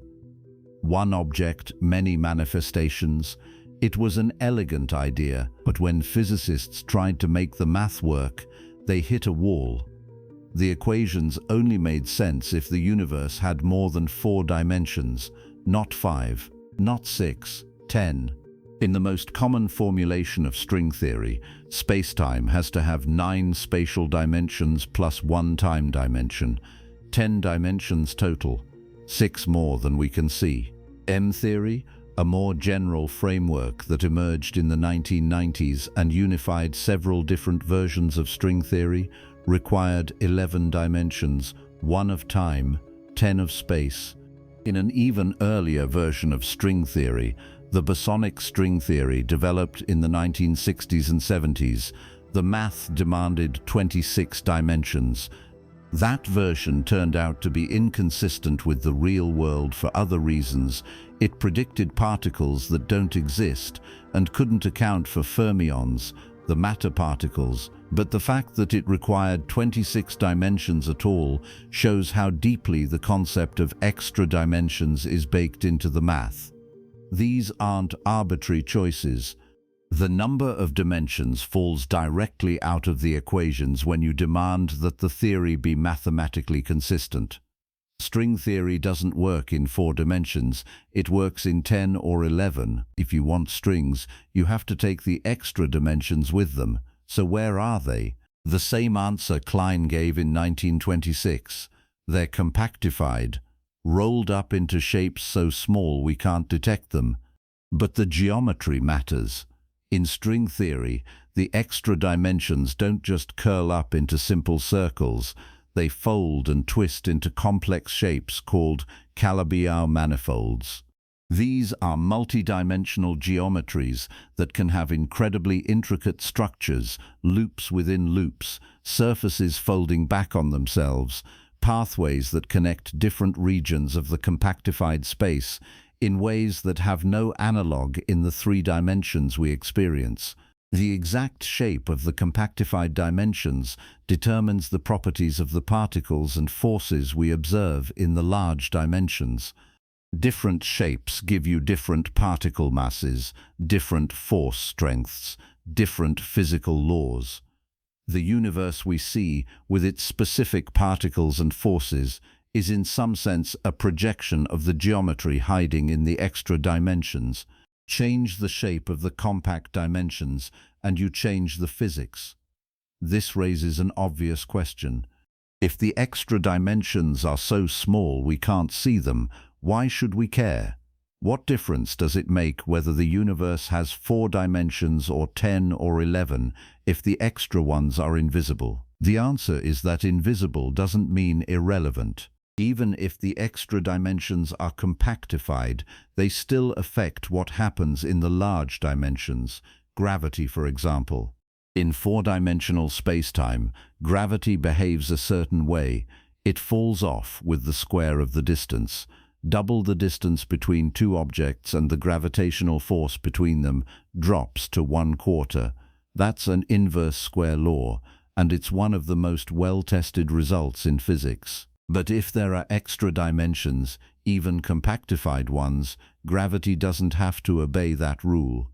Gravity in string theory and related models is special. Unlike the other forces, which are mediated by particles that are confined to something called a brane, a lower dimensional surface embedded in the higher dimensional space, gravity is mediated by gravitons, hypothetical particles associated with space-time curvature itself. And gravitons can propagate through all the dimensions, not just the ones we live in.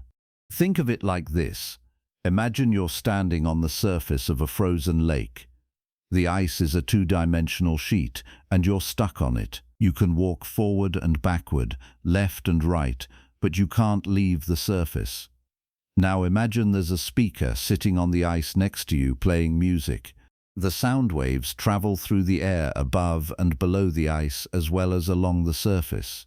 You hear the music clearly because the sound reaches you through the air, but some of the sound energy is also traveling through the three-dimensional space around the ice, spreading out in directions you can't access. If the ice were the only thing you could perceive, you'd have no direct way to detect the sound moving through the air. You'd only notice that the music gets quieter faster than you'd expect, based on how sound behaves when it's confined to a two-dimensional surface. The extra dimension is sapping energy from the signal. In the universe, we're stuck on a brane, the three large spatial dimensions we experience. The other forces, electromagnetism and the nuclear forces, are confined to the brane like us, but gravity leaks. It propagates through the extra dimensions, and that leakage changes how gravity behaves. If the extra dimensions are small enough, the leakage is negligible at the distances we typically measure. Gravity looks like it follows an inverse square law because the extra dimensions are so tightly curled that gravitons don't have room to spread out into them. But at very short distances approaching the size of the compactified dimensions, gravity could behave differently. It could get stronger faster than the inverse square law predicts. Some versions of string theory suggest that gravity might only appear weak in our three dimensions because most of its strength is diluted across the extra dimensions. If you could probe small enough scales, you'd find that gravity is actually much stronger than we think. That has testable consequences. Particle accelerators like the Large Hadron Collider have looked for signs of extra dimensions by searching for unexpected changes in how particles interact at high energies. So far, they haven't found anything, but the fact that we're looking means the idea is taken seriously. There's another way extra dimensions could show up: black holes. In four-dimensional spacetime, black holes form when a massive star collapses and warps spacetime so severely that nothing, not even light, can escape. The math that describes black holes is well understood, and observations match the predictions beautifully. But if there are extra dimensions, black holes could behave differently. In some models, tiny black holes, microscopic ones far smaller than anything we've ever observed, could form much more easily if extra dimensions exist. These mini black holes wouldn't be dangerous. They'd evaporate almost instantly through Hawking radiation. But their existence would be a signature of higher dimensional physics. Again, experiments have looked. Again, nothing has been found. But the absence of evidence is not evidence of absence. The extra dimensions might be smaller than we can currently probe, or the energy scales required to produce mini black holes might be higher than our accelerators can reach. The universe is under no obligation to make its secrets easy to find. So if we can't see the extra dimensions directly, and we haven't detected their effects in particle physics experiments, why do physicists still think they might be real? Because the alternatives are worse. String theory is the only framework we have that even comes close to unifying quantum mechanics and general relativity, the two pillars of modern physics. Quantum mechanics governs the behavior of particles at the smallest scales. General relativity governs the behavior of spacetime at the largest scales. Both theories work extraordinarily well within their domains, but they are fundamentally incompatible. When you try to combine them to describe what happens inside a black hole or at the moment of the Big Bang, the math breaks down. You get infinities, nonsense answers, equations that can't be solved. String theory is one of the few approaches that avoids those infinities. It replaces point particles with extended objects, strings, and that extension smooths out the mathematical singularities that plague other attempts at quantum gravity. But the price of that smoothness is extra dimensions. You can't have string theory without them. So the question becomes, do you accept extra dimensions as a necessary feature of a working theory of quantum gravity, or do you throw out string theory and start over with something else? So far, no one has found a better alternative. There's a broader point here. Physics is full of things we can't see directly but know must exist because the math demands it. Quarks, the particles that make up protons and neutrons, can't be isolated and observed on their own.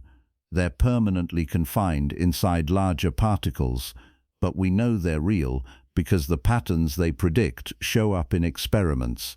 Neutrinos, nearly massless particles that barely interact with matter, were predicted decades before they were detected because the math of radioactive decay didn't balance without them. Dark matter, the invisible substance that makes up most of the mass in galaxies, has never been directly observed, but its gravitational effects are unmistakable. Extra dimensions fit the same pattern. We can't see them. We can't touch them. But the theories that require them make predictions about the universe that so far have not been ruled out.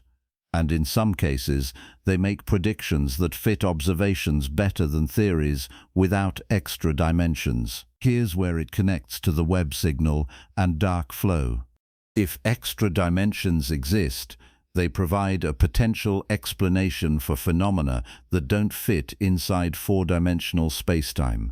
Dark flow, the mysterious bulk motion of galaxy clusters moving in a coordinated direction across billions of light-years, could be the result of gravitational pull from a massive structure sitting outside our observable universe.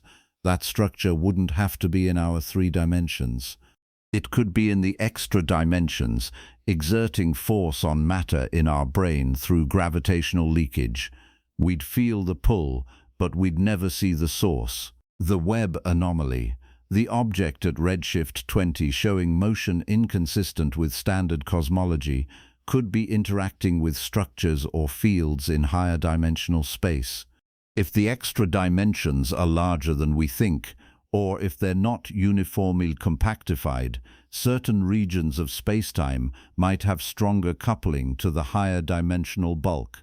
Matter in those regions could behave differently, moving in ways that appear impossible from a purely four-dimensional perspective. This isn't wild speculation, it's a logical extension of the framework string theory provides. If gravity can leak into extra dimensions, then matter in our universe can be influenced by geometry and mass distributions in those dimensions. The influence would be subtle. Most of the time, the extra dimensions are so small and so tightly curled that their effects are negligible. But at extreme distances, at the edge of the observable universe where spacetime itself was still forming in the aftermath of the Big Bang, the geometry might have been different. The extra dimensions might not have been fully compactified yet. They might have been larger, more accessible, allowing for interactions that don't happen in the universe today. The Webb signal could be a relic from that era, a glimpse of a time when the boundary between our four-dimensional spacetime and the higher dimensional bulk was less rigid, a moment when something from the other side could reach through. Testing this is almost impossible with current technology. Extra dimensions don't announce themselves, they hide. The only way to prove they exist is to detect an effect that can't be explained any other way. And even then, you have to rule out every other possible explanation first. That process takes decades. But the Webb anomaly might be the kind of observation that forces the issue. If more objects like it are found, if the pattern of motion it shows turns out to be widespread, if it correlates with predictions from higher dimensional models, then the case for extra dimensions moves from theoretical curiosity to observational necessity. It wouldn't be proof. Not yet. But it would be the kind of signpost that changes the direction of research. The kind of anomaly that tells you the map you've been using is missing a continent. One of the strangest aspects of higher dimensional theories is that they allow for connections between distant points in our observable universe that wouldn't be possible if you only traveled through the three spatial dimensions we can see. Imagine a two-dimensional ant living on the surface of a sheet of paper. If the ant wants to get from one corner of the paper to the opposite corner, it has to walk the full diagonal distance across the surface. But if the paper is folded so that the two corners touch, the ant could in principle step directly from one corner to the other by moving through the third dimension, through the fold, without traveling across the surface at all. The distance through the higher dimension is shorter. In our universe, if extra dimensions exist and if they're accessible under the right conditions, the same logic applies. 2 points that are billions of light years apart in our three dimensions could be much closer together if you travel through the higher dimensional bulk. The Webb object, sitting at a redshift of 20 and showing motion inconsistent with four-dimensional spacetime, could be connected to structures or regions of space through pathways that cut through the extra dimensions. It wouldn't be moving through our space. It would be moving through a shortcut we can't see. This sounds like science fiction, wormholes, hyperspace, faster than light travel. But the math doesn't forbid it. General relativity already allows for space-time geometries that connect distant regions of the universe through shortcuts called Einstein-Rosen bridges, more commonly known as wormholes. Most physicists think traversable wormholes are impossible because they require exotic matter with negative energy density to hold them open, and we've never observed anything like that. But in higher dimensional models, the rules change. The extra dimensions provide additional ways for spacetime to curve and connect. Structures that are forbidden in 4 dimensions might be allowed in 10 or 11. If the Webb signal is evidence of motion through higher dimensional space, it would be the first direct observational hint that these exotic geometries are real. There's another wrinkle. In some versions of string theory, the extra dimensions are not the same everywhere. They can vary in size from one region of the universe to another. In regions where the extra dimensions are larger, the effects of higher dimensional physics would be more pronounced. Gravity would behave differently. Particles might have different masses. Forces might have different strengths.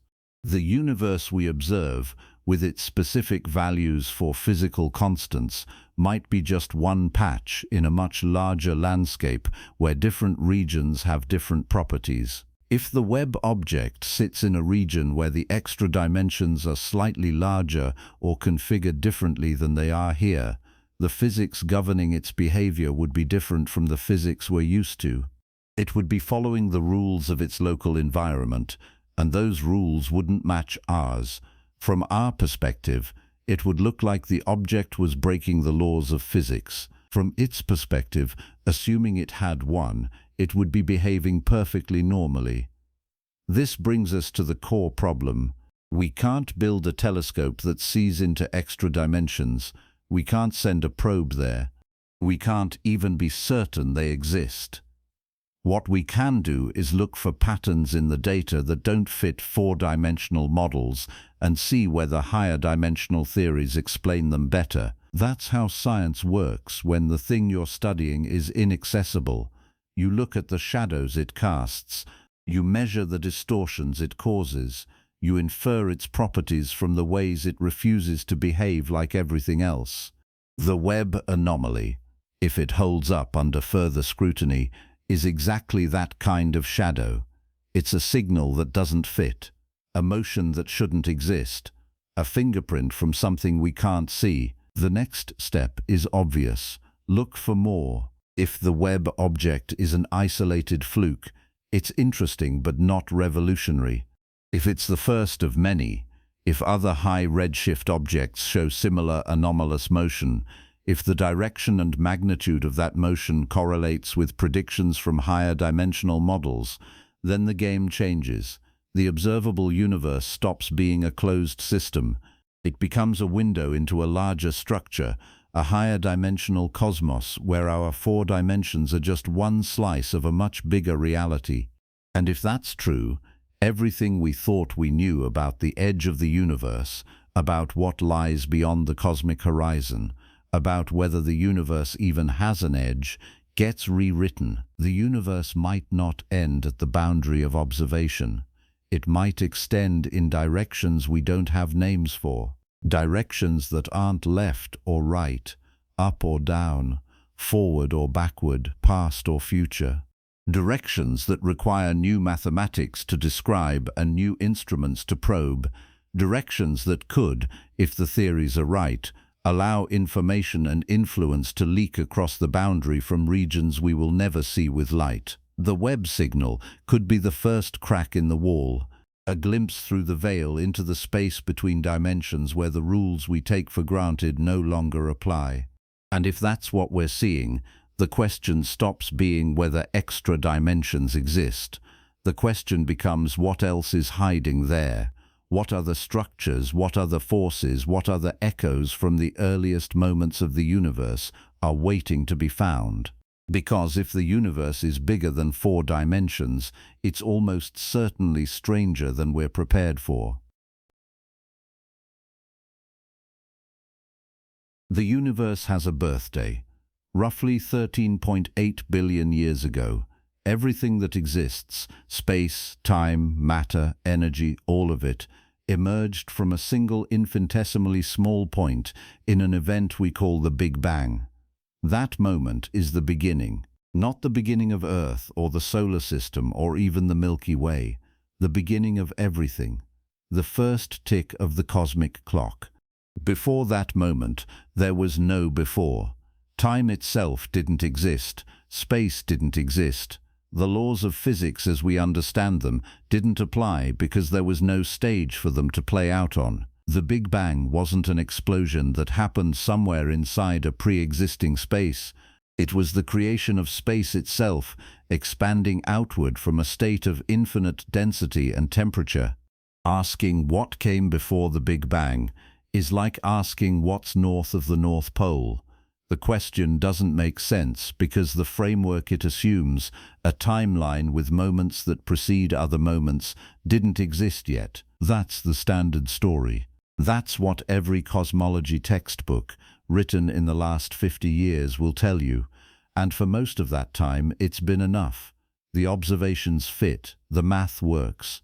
The cosmic microwave background, the leftover radiation from the moment the universe became transparent to light, matches the predictions of Big Bang cosmology with absurd precision.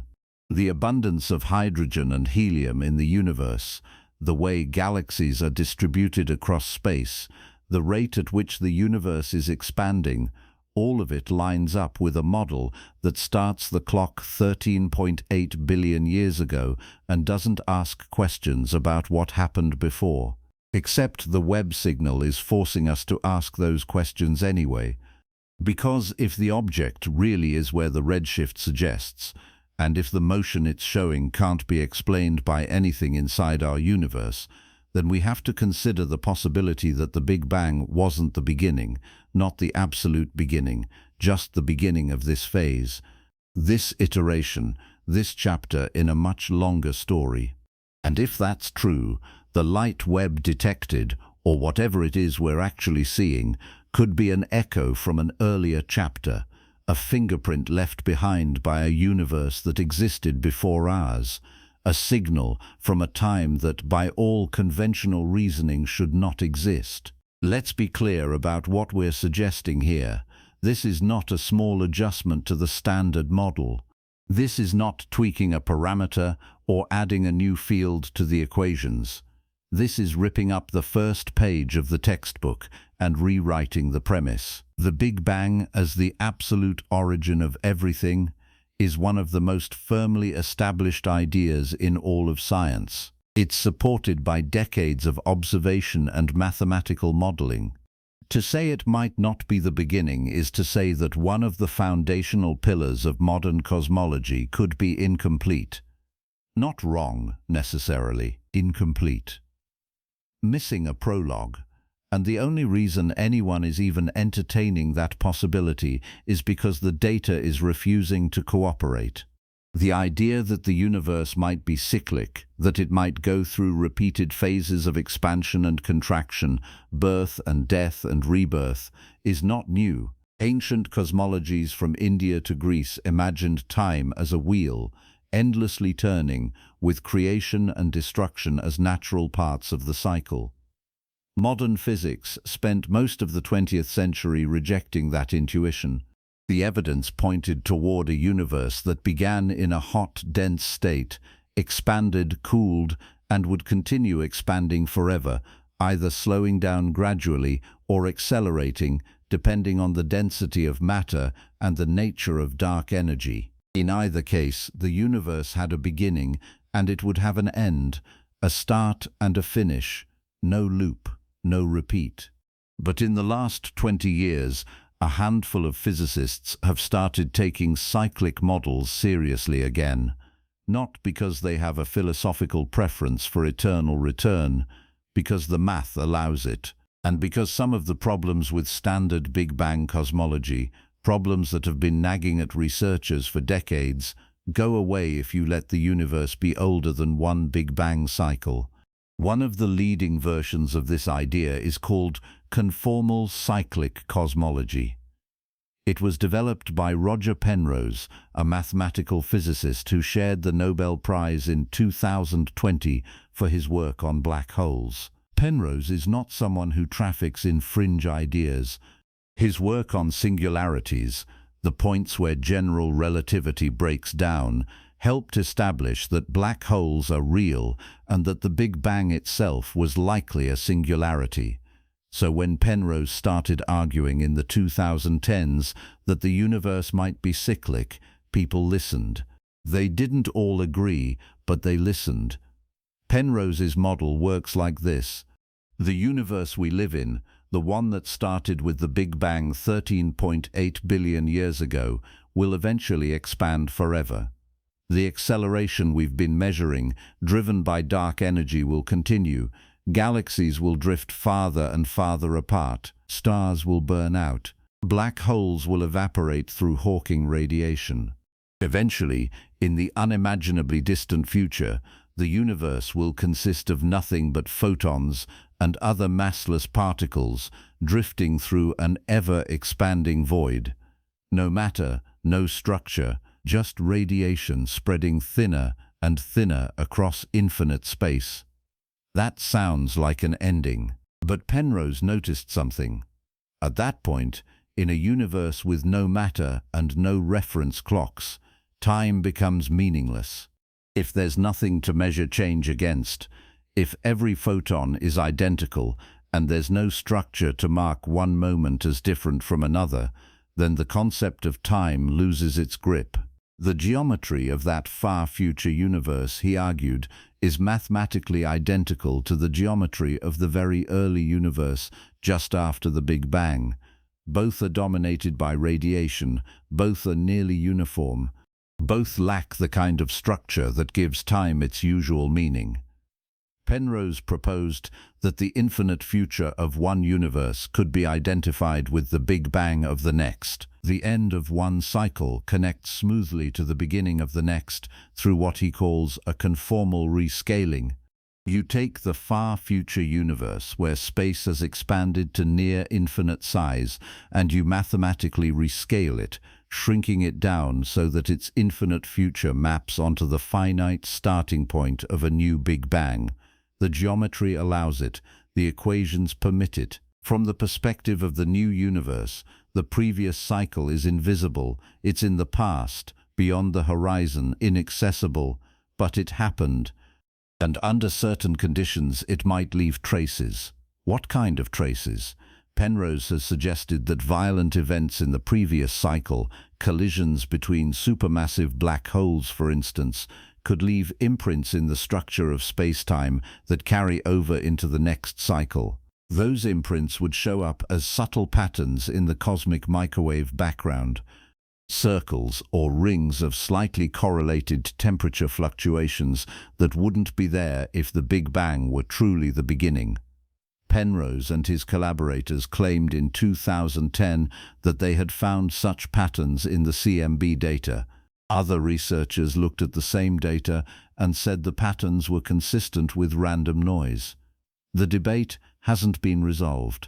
But the point is that conformal cyclic cosmology makes testable predictions. It's not just philosophy, it's a model that says if the universe is cyclic, here's what you should see, and if you don't see it, the model is wrong. The Webb signal doesn't fit neatly into Penrose's framework. Conformal cyclic cosmology doesn't predict objects at redshift 20 showing anomalous motion, but it opens the door to a broader question. If one version of a cyclic universe is mathematically allowed, maybe others are too. Maybe the universe we're observing is not the first iteration, maybe it's the 1,000th, maybe it's the 1,000,000th, and maybe the Webb object is not something that formed after our Big Bang. Maybe it's something that survived from the cycle before. A relic, an echo, a scar in space-time that refused to erase itself when the clock reset. There's another framework that gets you to a similar place but through a completely different route. It's called eternal inflation, and it doesn't require the universe to cycle. It just requires it to never stop inflating. Inflation, in standard Big Bang cosmology, is a brief period of exponential expansion that occurred in the first tiny fraction of a second after the universe began.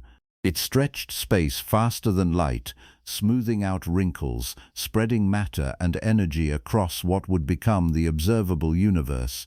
Then it stopped. Inflation lasted maybe 10 to the negative 35 seconds. When it ended, the energy driving inflation decayed into particles and radiation, and the universe transitioned into the slower, more gradual expansion we've been experiencing ever since. That's the story. Inflation happened once, early, and then it was over. Eternal inflation says it didn't stop. Not everywhere. The idea is that inflation, once it starts, is hard to turn off. In most models of inflation, the process is driven by a field, the inflaton field, sitting in a high-energy state. As space expands, the field slowly rolls down toward a lower energy state, like a ball rolling down a hill. When it reaches the bottom, inflation ends and the energy gets converted into matter and radiation. But the field doesn't roll smoothly everywhere. Quantum fluctuations, random jitters at the smallest scales, cause the field to roll faster in some regions and slower in others. In regions where it rolls slowly, inflation continues. In regions where it rolls quickly, inflation ends and a universe like ours is born. Here's the kicker. The regions where inflation continues expand faster than the regions where it ends. So even though universes are constantly being born inside the inflating space, the total volume of space still inflating grows exponentially. Inflation never stops globally. It only stops locally, creating pocket universes, bubbles, inside the larger inflating background. Each bubble is a universe. Each has its own Big Bang. Each expands and cools and forms galaxies and stars. And each is causally disconnected from the others because the space between them is expanding faster than light can travel. This is the multiverse, not science fiction, a direct consequence of inflation, if inflation doesn't have a global off switch. Our universe, in this picture, is one bubble. The Big Bang we measure at 13.8 billion years ago was the moment inflation ended in our bubble and the energy of the inflaton field decayed into the particles and forces we see today. But outside our bubble, inflation is still happening. Other bubbles are forming. Some of them might have formed before ours. Some of them might be older than 13.8 billion years, much older. And if the space between bubbles is not perfectly uniform, if there are gradients in the inflaton field or variations in how fast different regions are inflating, those gradients could produce long-range effects, forces, flows, currents in the structure of space-time itself that reach across the boundaries between bubbles and influence what happens inside them. This is where the Webb signal starts to make a different kind of sense. If our universe is a bubble inside an eternally inflating space, and if that space contains other bubbles, older bubbles, bubbles that have been around long enough to develop structure we can't even imagine, then the motion Webb detected could be the result of gravitational or geometric influence from one of those other bubbles. Not matter inside our universe pulling on the object, structure outside our universe in the inflating bulk creating a pressure or a gradient that everything inside our bubble feels. We wouldn't see the other bubble. It's beyond our horizon, separated from us by space that's expanding too fast for light to cross. But its gravity, or more accurately the curvature of space-time associated with its presence, doesn't respect horizons. Gravity propagates through the geometry of space itself. If another bubble is sitting close enough to ours in the higher dimensional inflating space, we'd feel it. And the Webb object, sitting at the edge of our observable universe, at the boundary where space-time itself was still forming, might be the most sensitive probe we have, a canary in the coal mine. The first thing to register the influence of something from outside. There's a variation on this idea that goes even further. In some versions of eternal inflation, bubbles don't just sit next to each other peacefully. They collide.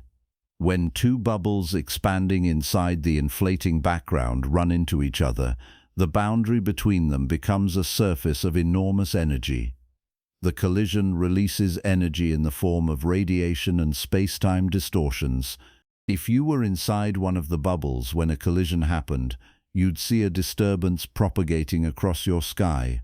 A disc-shaped region where the CMB temperature and polarization looked different from the rest of the sky.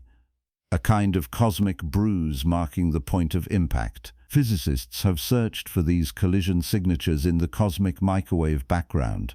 They've found a few candidate features, patches of the CMB that look slightly anomalous, but nothing conclusive. The noise level is high enough that you can't rule out random fluctuations, but collisions don't just leave marks in the CMB. They also create long-range flows in space-time. The energy released in a collision doesn't stay localized. It propagates outward, warping the geometry of space around it. If our universe, our bubble, had collided with another bubble early in its history, the aftermath of that collision would still be influencing the motion of matter today. Everything inside the bubble would be drifting in a preferred direction, away from the collision site, or toward the center of mass of the merged region. That drift would look like dark flow, a coherent bulk motion across billions of light-years with no apparent local cause.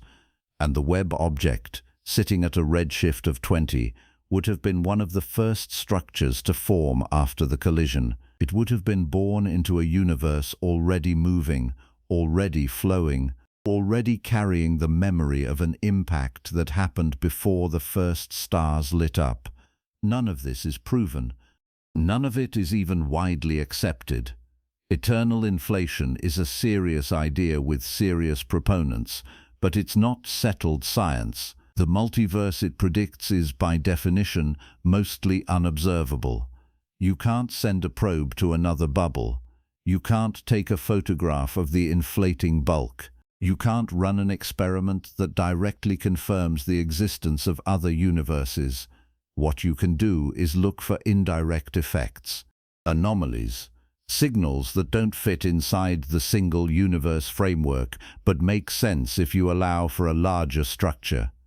The Webb anomaly is exactly that kind of signal. It doesn't prove the multiverse exists, but it fits the profile of what you'd expect to see if it did. There's an even stranger possibility. What if the signal isn't from another bubble at all? What if it's from the inflating space itself? In eternal inflation, the space that's still inflating, the bulk, is not empty.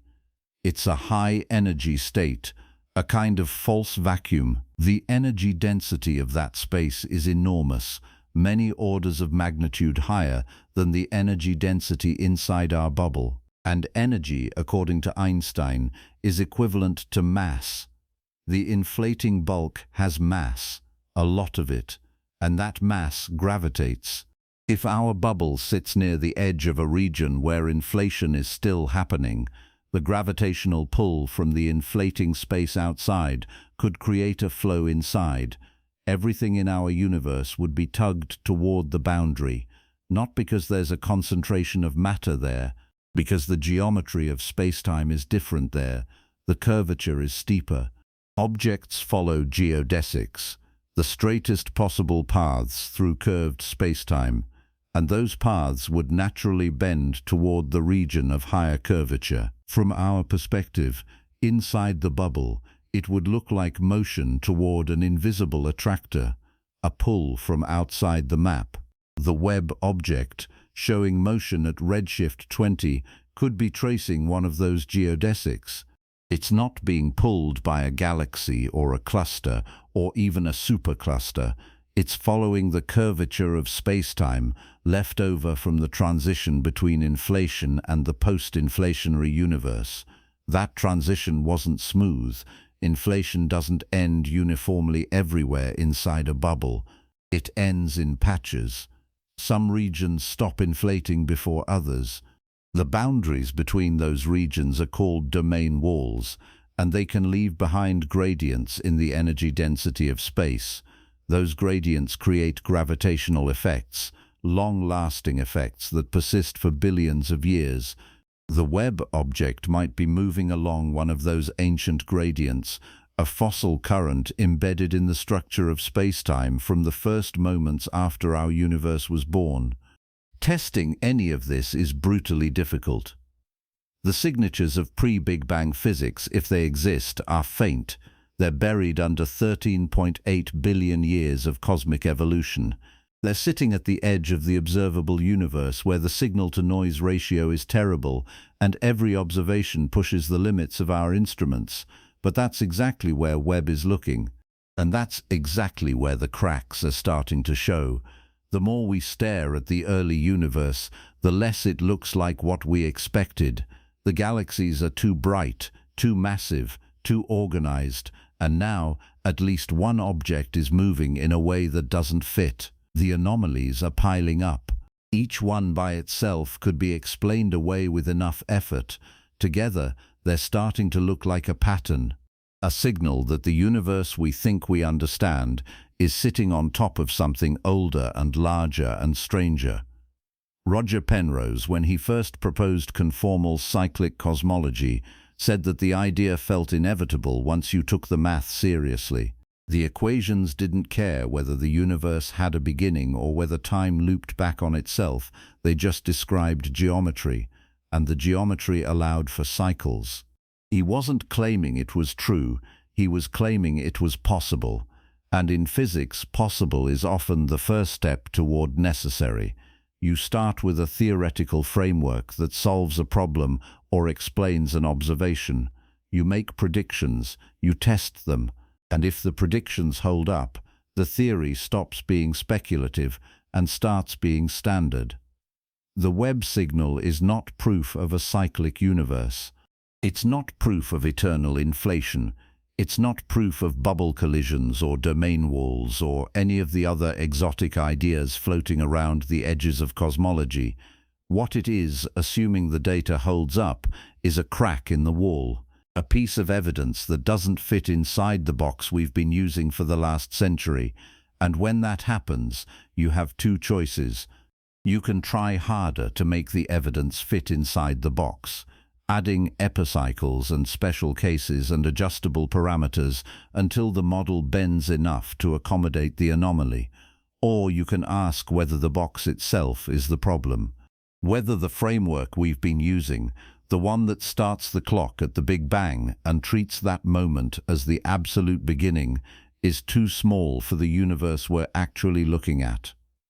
The early universe was not supposed to surprise us. The models were mature. The observations from Hubble and other telescopes had painted a clear picture of how galaxies formed, how stars ignited, how structure grew from tiny quantum fluctuations in the inflaton field. Webb was supposed to confirm that picture in higher resolution. Instead, it's showing us galaxies that formed too fast, black holes that grew too large, and now an object that's moving in a direction it shouldn't be able to move. Every one of those observations, taken seriously, points in the same uncomfortable direction.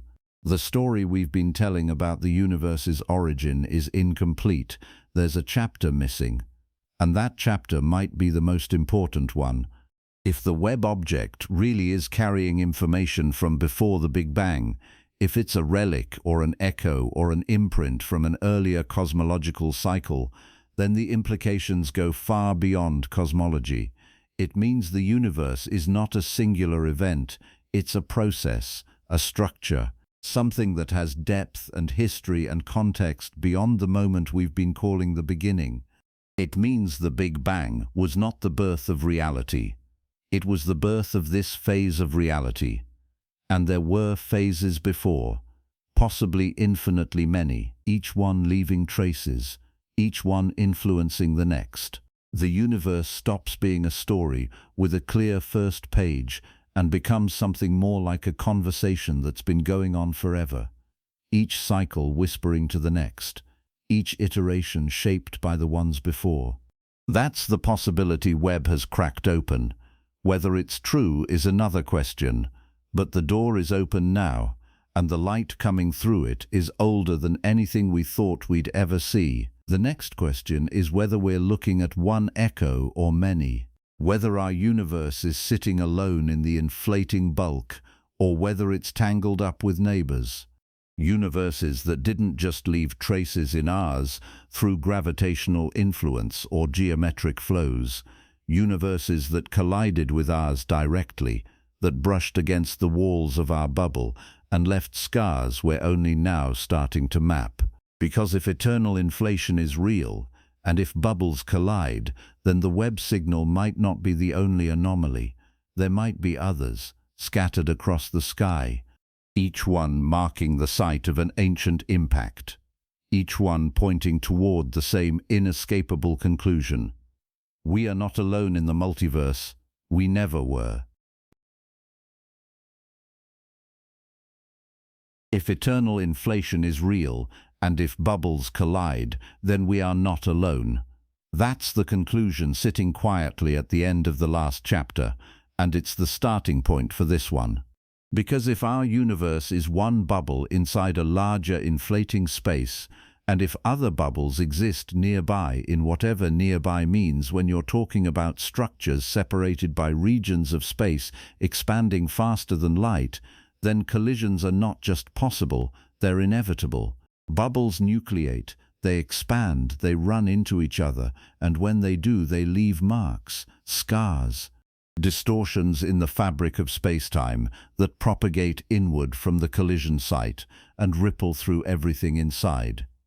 If you're standing inside one of those bubbles when a collision happens, you wouldn't feel it directly, you wouldn't hear a crash, you wouldn't see a flash of light. But the geometry of your universe would change, subtly, permanently.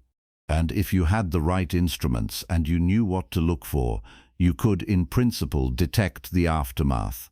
A bruise on the surface of reality, a fingerprint from the universe next door. The multiverse is not one idea. It's a family of ideas, and most of them have nothing to do with bubble collisions.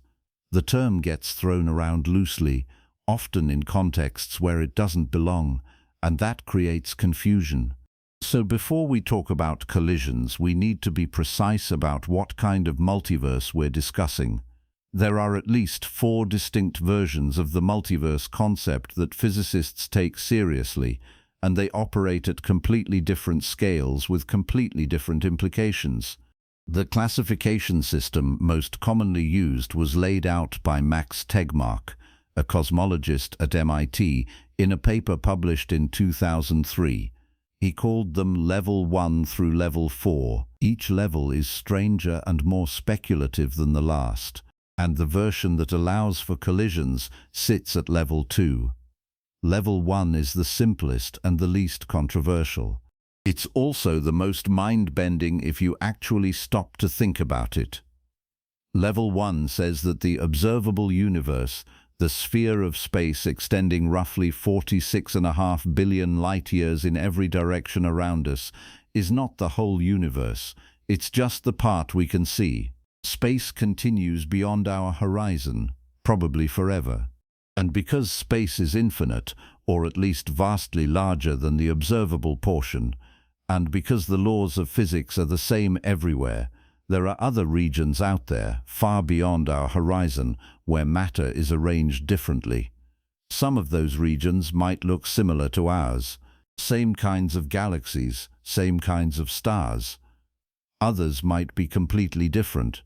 And if space really is infinite, then somewhere out there, purely by chance, there's a region identical to ours. Same galaxies in the same positions, same solar system, same Earth, same you sitting in the same chair reading the same words, not because of magic or destiny, because in an infinite universe, every possible arrangement of matter that doesn't violate the laws of physics must occur somewhere, and it must occur infinitely many times. That's level 1. It doesn't require new physics. It doesn't require extra dimensions or quantum branching or bubble nucleation. It just requires space to keep going. If you find that disturbing, you're not alone. Most people's intuition rebels against the idea of infinite copies of themselves scattered across an infinite cosmos. But intuition is not a reliable guide. Level 1 is a direct consequence of 2 assumptions that most cosmologists accept. Space is much larger than the observable universe, and the laws of physics are uniform. If both of those are true, level 1 follows. You don't get to opt out. Level 2 is where bubble universes come in. This is the multiverse generated by eternal inflation. The idea here is that inflation, the exponential expansion that occurred in the first fraction of a second after the Big Bang, never fully stopped. It ended in our region of space, creating the universe we inhabit, but in other regions it kept going, and in those regions new bubbles kept nucleating. Each bubble is a universe. Each has its own Big Bang, marking the moment inflation ended locally, and the energy driving inflation decayed into particles and radiation. The space between bubbles is still inflating, expanding so fast that no signal from one bubble can ever reach another under normal circumstances. Each bubble is causally isolated. From the inside, each looks like the entire universe. But from the outside, from the perspective of the inflating bulk, they're just pockets, finite regions embedded in an infinite sea of exponentially expanding space. Here's where it gets interesting. The different bubbles don't all have the same physics. In many versions of string theory, the underlying laws of physics depend on how the extra dimensions are compactified. Different compactifications give you different particle masses, different force strengths, different values for the fundamental constants. When a bubble nucleates, the compactification gets locked in. The bubble inherits a specific set of physical laws.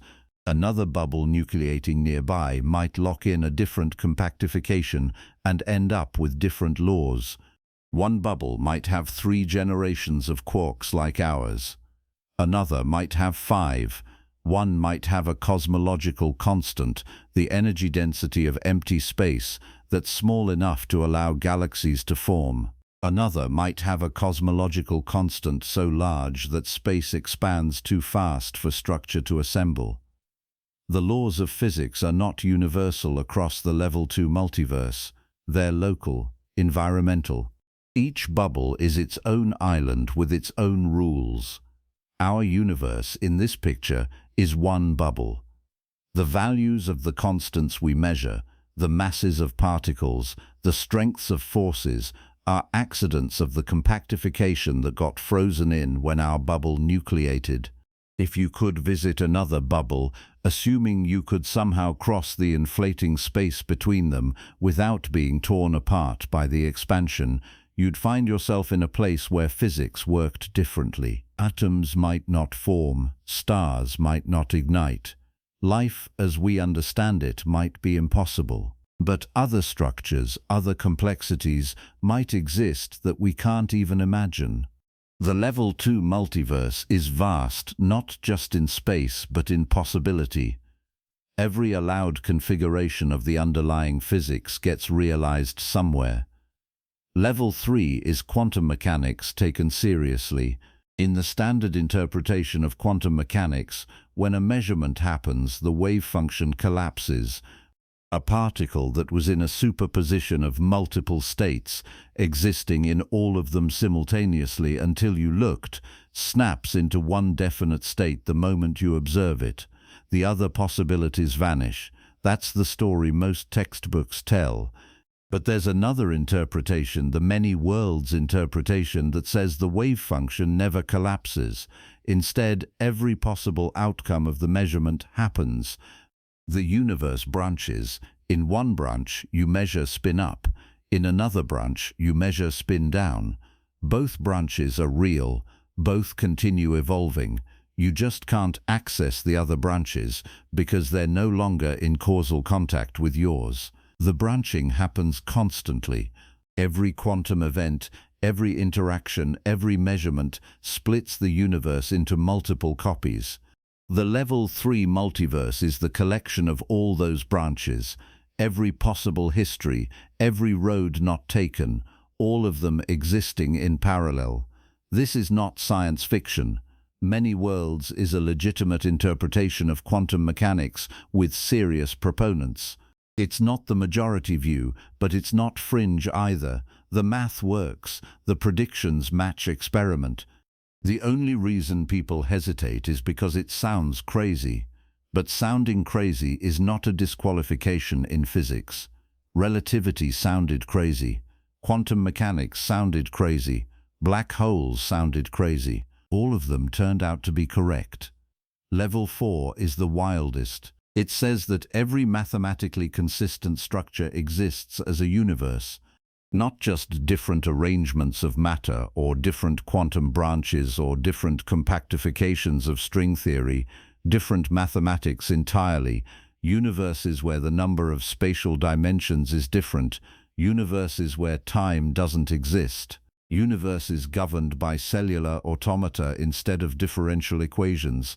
If a mathematical structure is internally consistent, Level 4 says it's real somewhere. Not as an abstraction, as a physical universe. This is speculative even by the standards of theoretical physics. Most people, including most physicists, think Level 4 is too far. But Tegmark has argued that if you take the idea seriously that mathematics describes reality rather than just modeling it, then Level 4 is the logical endpoint. Mathematics is the only thing that exists. Physical reality is just mathematics viewed from the inside. We're not going to spend time on Level 4. It's too abstract and too disconnected from anything we can observe. What matters for the Webb signal and for the possibility of collisions is Level 2, bubble universes. And the key feature of Level 2 that makes collisions possible is that the bubbles are embedded in the same higher dimensional space. They're not separated by an infinite void, they're separated by inflating space. And inflation, while extraordinarily fast, is not infinitely fast.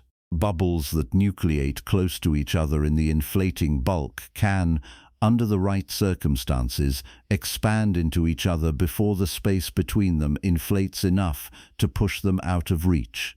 When that happens, you get a collision. The collision is not like two cars hitting each other.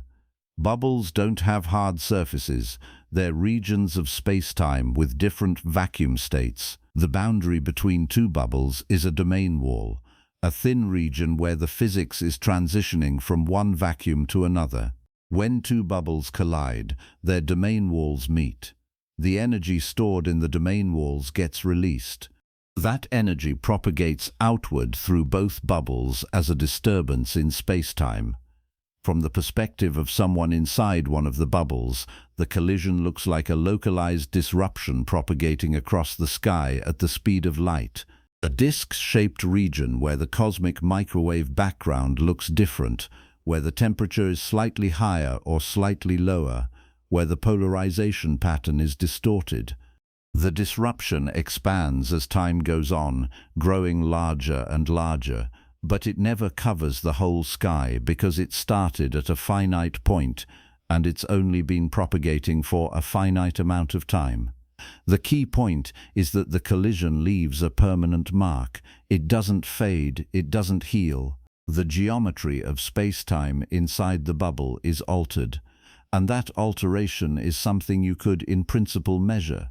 If our universe collided with another bubble early in its history, the evidence should still be there, written into the structure of the cosmic microwave background, written into the distribution of galaxies, written into the large-scale flows of matter across billions of light-years. You just have to know where to look. Physicists have been looking. The search for bubble collision signatures in the cosmic microwave background has been going on for more than a decade. The prediction is clear. If a collision happened, it should show up as a circular temperature anomaly, a disk of sky where the CMB is slightly warmer or slightly cooler than the surrounding region. The size of the disk depends on when the collision occurred. If it happened very early, shortly after our bubble nucleated, the disturbance would have had more time to expand and the disk would be large. If it happened later, the disk would be smaller. The shape should be nearly perfect circle because the collision creates a spherical wavefront propagating outward from the impact site, and the signal should be coherent, not random noise. A real pattern with a specific geometric structure. The Wilkinson microwave anisotropy probe, and later the Planck satellite, mapped the CMB in exquisite detail. They measured temperature fluctuations down to a few millionths of a degree, and they found that the CMB is almost perfectly uniform.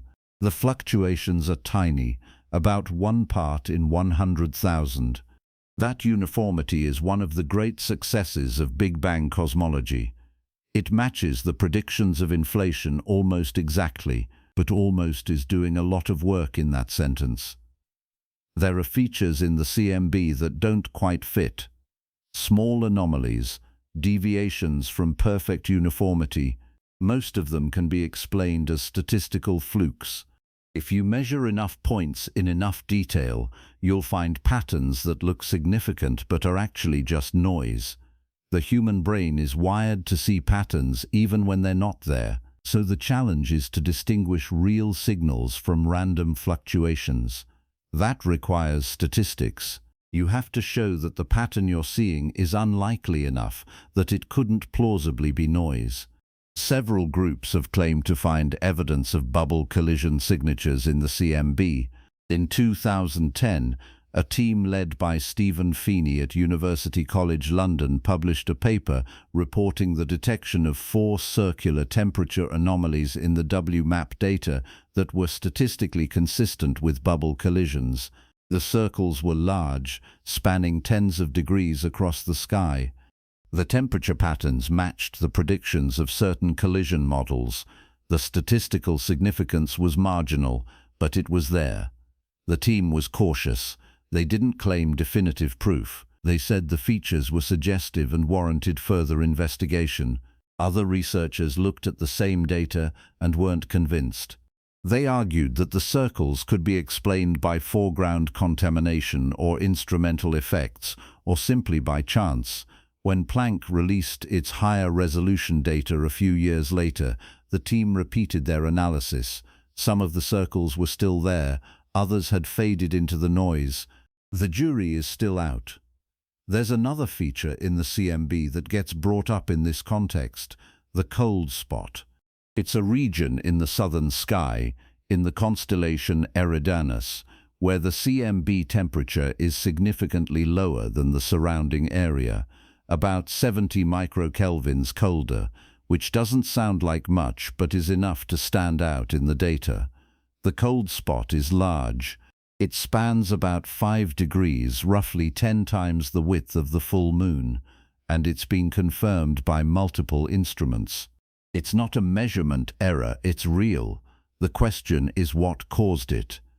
One explanation is that the cold spot sits in front of a supervoid, an enormous underdense region of space containing fewer galaxies than average. Photons from the CMB traveling through the supervoid would lose energy due to a phenomenon called the integrated Sachs-Wolf effect, making that part of the sky appear cooler. Supervoids exist. We've mapped several of them, but the supervoid explanation has problems. The observed temperature deficit is larger than what a supervoid should produce. And when astronomers looked for a supervoid at the right distance, they found one, but it wasn't quite big enough or underdense enough to explain the full effect. So the supervoid explanation works partially but not completely. Another explanation is that the cold spot is a relic of a bubble collision. If our universe collided with another bubble early in its history, the collision would have dumped energy into a localized region of space. That energy would have altered the expansion rate in that region, creating a temperature pattern in the CMB. Depending on the details of the collision, the affected region could appear warmer or cooler than the surroundings. The cold spot sits in the right part of the sky and has roughly the right size to match some collision models. But again, the evidence is not definitive. You can construct a collision scenario that fits the data, but you can also construct other scenarios that fit just as well. The cold spot is an anomaly. It's something that doesn't have a clean explanation, but anomalies are not the same as proof. The broader point is that bubble collisions, if they happen, leave subtle marks. They don't announce themselves. They don't rewrite the entire CMB. They create small localized distortions that sit right at the edge of what we can measure, and that makes them extraordinarily hard to confirm. You need high-resolution data, you need statistical rigor, and you need a way to rule out every other possible explanation. That process takes time. The search is ongoing, and the Webb signal, if it's real and if it's connected to the multiverse, adds a new piece to the puzzle. Here's how it might connect. If our universe collided with another bubble, the collision wouldn't just leave a mark in the CMB. It would also affect the large-scale structure of the universe. The energy released in the collision would create pressure gradients in space-time. Those gradients would influence how matter moved during the first few 100 million years after the Big Bang. Regions closer to the collision site would experience stronger gradients. Matter in those regions would be pushed or pulled in specific directions. And because the collision happened early, before galaxies formed, the resulting flows would be coherent across enormous distances. Everything in a large patch of sky would be moving in the same direction, not because of local gravitational attraction, but because the geometry of space-time itself was tilted by the collision. That's dark flow again. The mysterious bulk motion of galaxy clusters moving in a preferred direction across billions of light years. And it's the same kind of motion the Webb object is showing. If the Webb signal really is at redshift 20, and if its motion is real and not a measurement artifact, then it's sitting in an era when the universe was still young enough that the effects of a bubble collision would have been most pronounced. The object would have been one of the first things to form after the collision. It would have been born into a universe already flowing, already tilted, already carrying the memory of an impact from outside. The geometry of the collision matters. When two bubbles collide, the impact site is a point on the surface of each bubble. From the perspective of an observer inside one of the bubbles, that point is a direction in the sky. Everything in that direction is closer to the collision site. Everything in the opposite direction is farther away. If the collision created a flow, the flow would point either toward the collision site or away from it, depending on whether the collision released energy in a way that pulled matter inward or pushed it outward. The Webb object's direction of motion, if you could measure it precisely enough, would tell you where the collision site is, or was, because the collision happened more than 13 billion years ago. The site itself is long gone, carried away by the expansion of space, but the flow it created is still there, still influencing how objects move. Testing this requires more data. One object moving in a strange direction is interesting but not conclusive. You need a pattern, a sample of objects at similar distances, all showing motion in the same direction. If that pattern exists, Webb should be able to find it. The telescope is designed to observe the early universe. It can measure redshifts. It can track positions over time. If there are other objects like the Webb anomaly, other high redshift sources showing anomalous motion, and if they're clustered in a specific region of the sky, that would be strong evidence for a collision. It wouldn't be proof. You'd still have to rule out alternative explanations. But it would shift the conversation. It would move bubble collisions from speculative idea to testable hypothesis. There's a variation on the collision scenario that's even stranger. What if the collision didn't happen in the past? What if it's happening now? Eternal inflation never stops. Bubbles keep nucleating, and the space between bubbles keeps expanding. But expansion is not uniform. Some regions inflate faster than others. If our bubble sits near a region where inflation is running at a different rate, the boundary between the two regions would create a gradient in space-time. Matter near the boundary would feel that gradient. It would flow toward or away from the boundary depending on the geometry. That flow wouldn't be a relic of an ancient collision.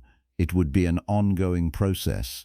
A live interaction between our bubble and the inflating bulk outside. The Webb object, in this version, is not tracing the aftermath of a collision. It's responding to a pressure from the edge, a push or pull from the boundary of our bubble where space-time transitions from the post-inflationary state inside to the inflating state outside. The boundary is far away, well beyond the observable universe. But its effects reach inward, and the Webb object, sitting at the edge of our horizon, is the first thing sensitive enough to register them. This is speculation. Let's be clear about that. There is no confirmed evidence that bubble collisions have occurred. There is no confirmed evidence that our universe is embedded in an eternally inflating bulk. The multiverse, in all its forms, remains a hypothesis. A well-motivated hypothesis with mathematical support and theoretical grounding, but still a hypothesis. The reason physicists take it seriously is not because they've seen another universe. It's because the frameworks that lead to the multiverse, inflation and string theory and quantum mechanics, solve other problems, problems that have nothing to do with the multiverse. The multiverse is a prediction that falls out of those frameworks. You don't get to pick and choose. If inflation is right, eternal inflation is hard to avoid, and if eternal inflation is right, bubble universes follow, and if bubble universes exist, collisions are inevitable. The chain of logic is strong. The observational confirmation is weak. That's the state of the field. But here's what's changed. Before the Webb detection, the only place to look for collision signatures was the CMB, the cold spot, the circular anomalies, features that might or might not be real and might or might not be caused by collisions.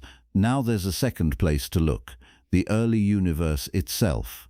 Objects at extreme redshifts showing motion that doesn't fit standard models. If that motion is coherent, if it points in a consistent direction, if it correlates with features in the CMB, then you have two independent lines of evidence pointing at the same conclusion. The multiverse is not just a theoretical construct. It's something we can measure, something that leaves fingerprints in our observable universe, something that has been influencing the motion of matter for more than 13 billion years. The implications are staggering. If our universe collided with another bubble, it means we are not isolated. The observable universe is not a closed system. There are structures beyond our horizon, beyond our ability to ever directly observe, that are reaching inward and shaping what happens here. The laws of physics we measure are local. The constants we think of as universal are environmental. And the history of our universe includes events that originated outside it. That reframes everything. Cosmology stops being the study of how one universe evolved and becomes the study of how bubbles interact in a larger multiverse. The edge of the observable universe stops being a boundary and becomes a surface, a membrane, a place where our universe touches something else. And if our universe has collided once, it could collide again.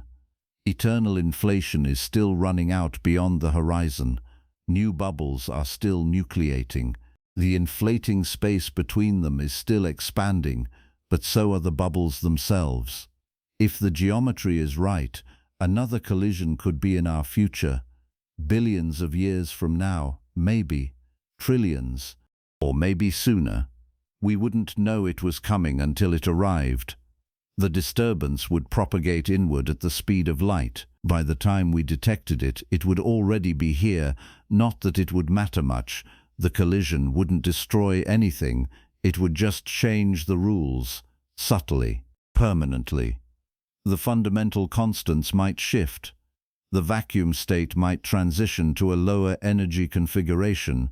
The particles we're made of might stop being stable, or everything might continue exactly as it is with nothing but a faint ripple in the CMB to mark the event.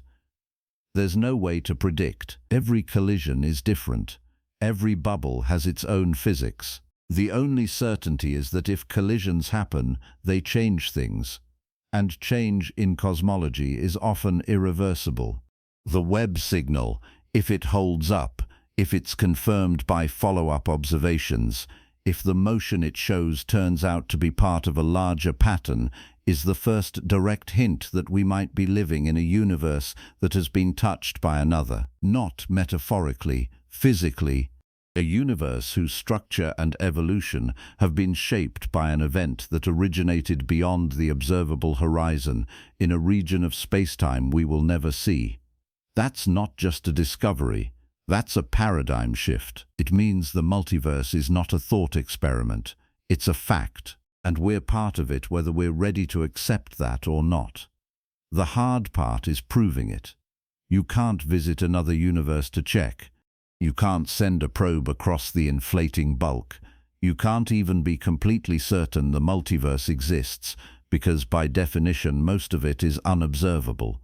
What you can do is look for the signatures, the bruises, the scars, the places where the boundary between our universe and the others became thin enough that something leaked through. The Webb object might be one of those places, a crack in the wall, a window into the space between universes. And if it is, the next step is obvious. Find more windows, map the collision sites, trace the flows, reconstruct the geometry of the impact.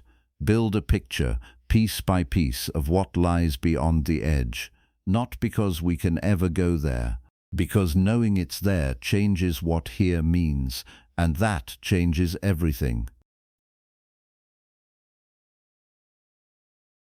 The multiverse collision hypothesis is not a solution, it's a symptom A sign that the foundation underneath cosmology, the framework we've spent a century refining and defending, is buckling under the weight of new data. The Webb signal, the dark flow clusters, the cold spot in the cosmic microwave background, the impossibly bright galaxies at redshift 14, all of it points in the same direction. The universe is not behaving the way it should, not according to the standard model, not according to the assumptions we built that model on. And when your observations stop fitting your theory, you have two choices. You can adjust the theory at the edges, adding patches and exceptions and new parameters until it bends enough to accommodate the data. Or you can admit that the theory itself might be the problem, that the universe is trying to tell you something fundamental and you've been too invested in the old story to hear it. That's where we are right now, standing at the edge of a paradigm shift, not the first one in the history of physics, not even the first one in cosmology, but possibly the deepest. Because this isn't just about tweaking a number or discovering a new particle. This is about rewriting the rules, about accepting that the universe might be vastly larger, vastly stranger, and vastly older than the patch of space-time we've been mapping for the last 100 years. And if that's true, if the Webb anomaly and everything connected to it holds up under scrutiny, then we're not just looking at a new chapter in the textbook, we're looking at a completely different book. Let's be clear about what the Webb signal is actually challenging. At its core, the standard model of cosmology rests on a few key assumptions. The universe began in a hot, dense state roughly 13.8 billion years ago. Space has been expanding ever since, carrying galaxies apart in a smooth, predictable way governed by general relativity and the known forms of energy and matter. On large scales, the universe is homogeneous and isotropic, meaning it looks roughly the same in every direction and at every point. There is no preferred direction, no special location, no bulk flows extending across billions of light-years that can't be explained by local gravitational attraction.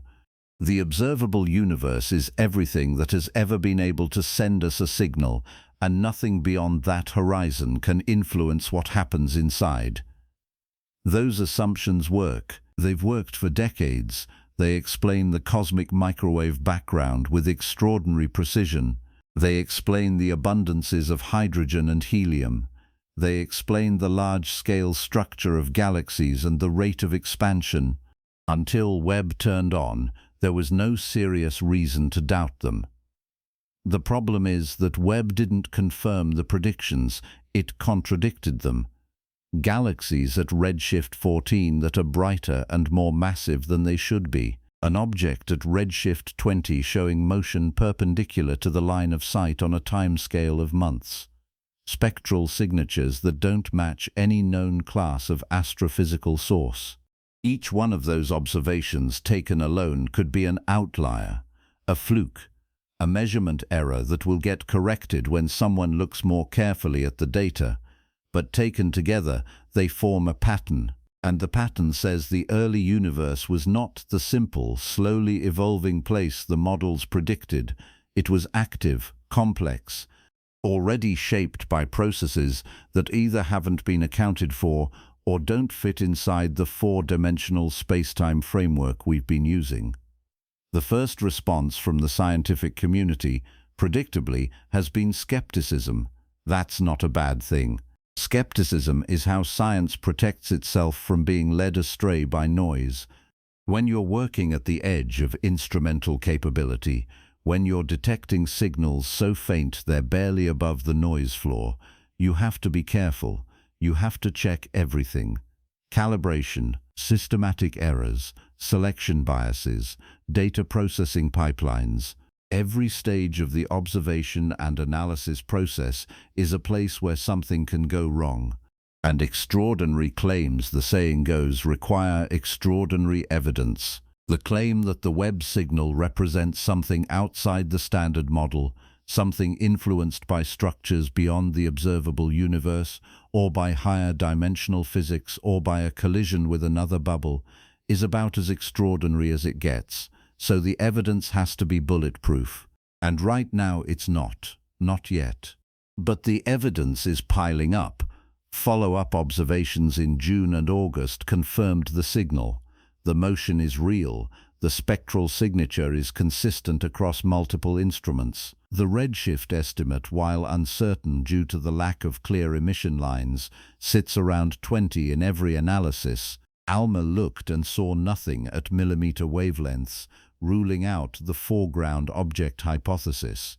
Astrometry shows the motion is perpendicular to the line of sight, which rules out simple radial velocity from expansion.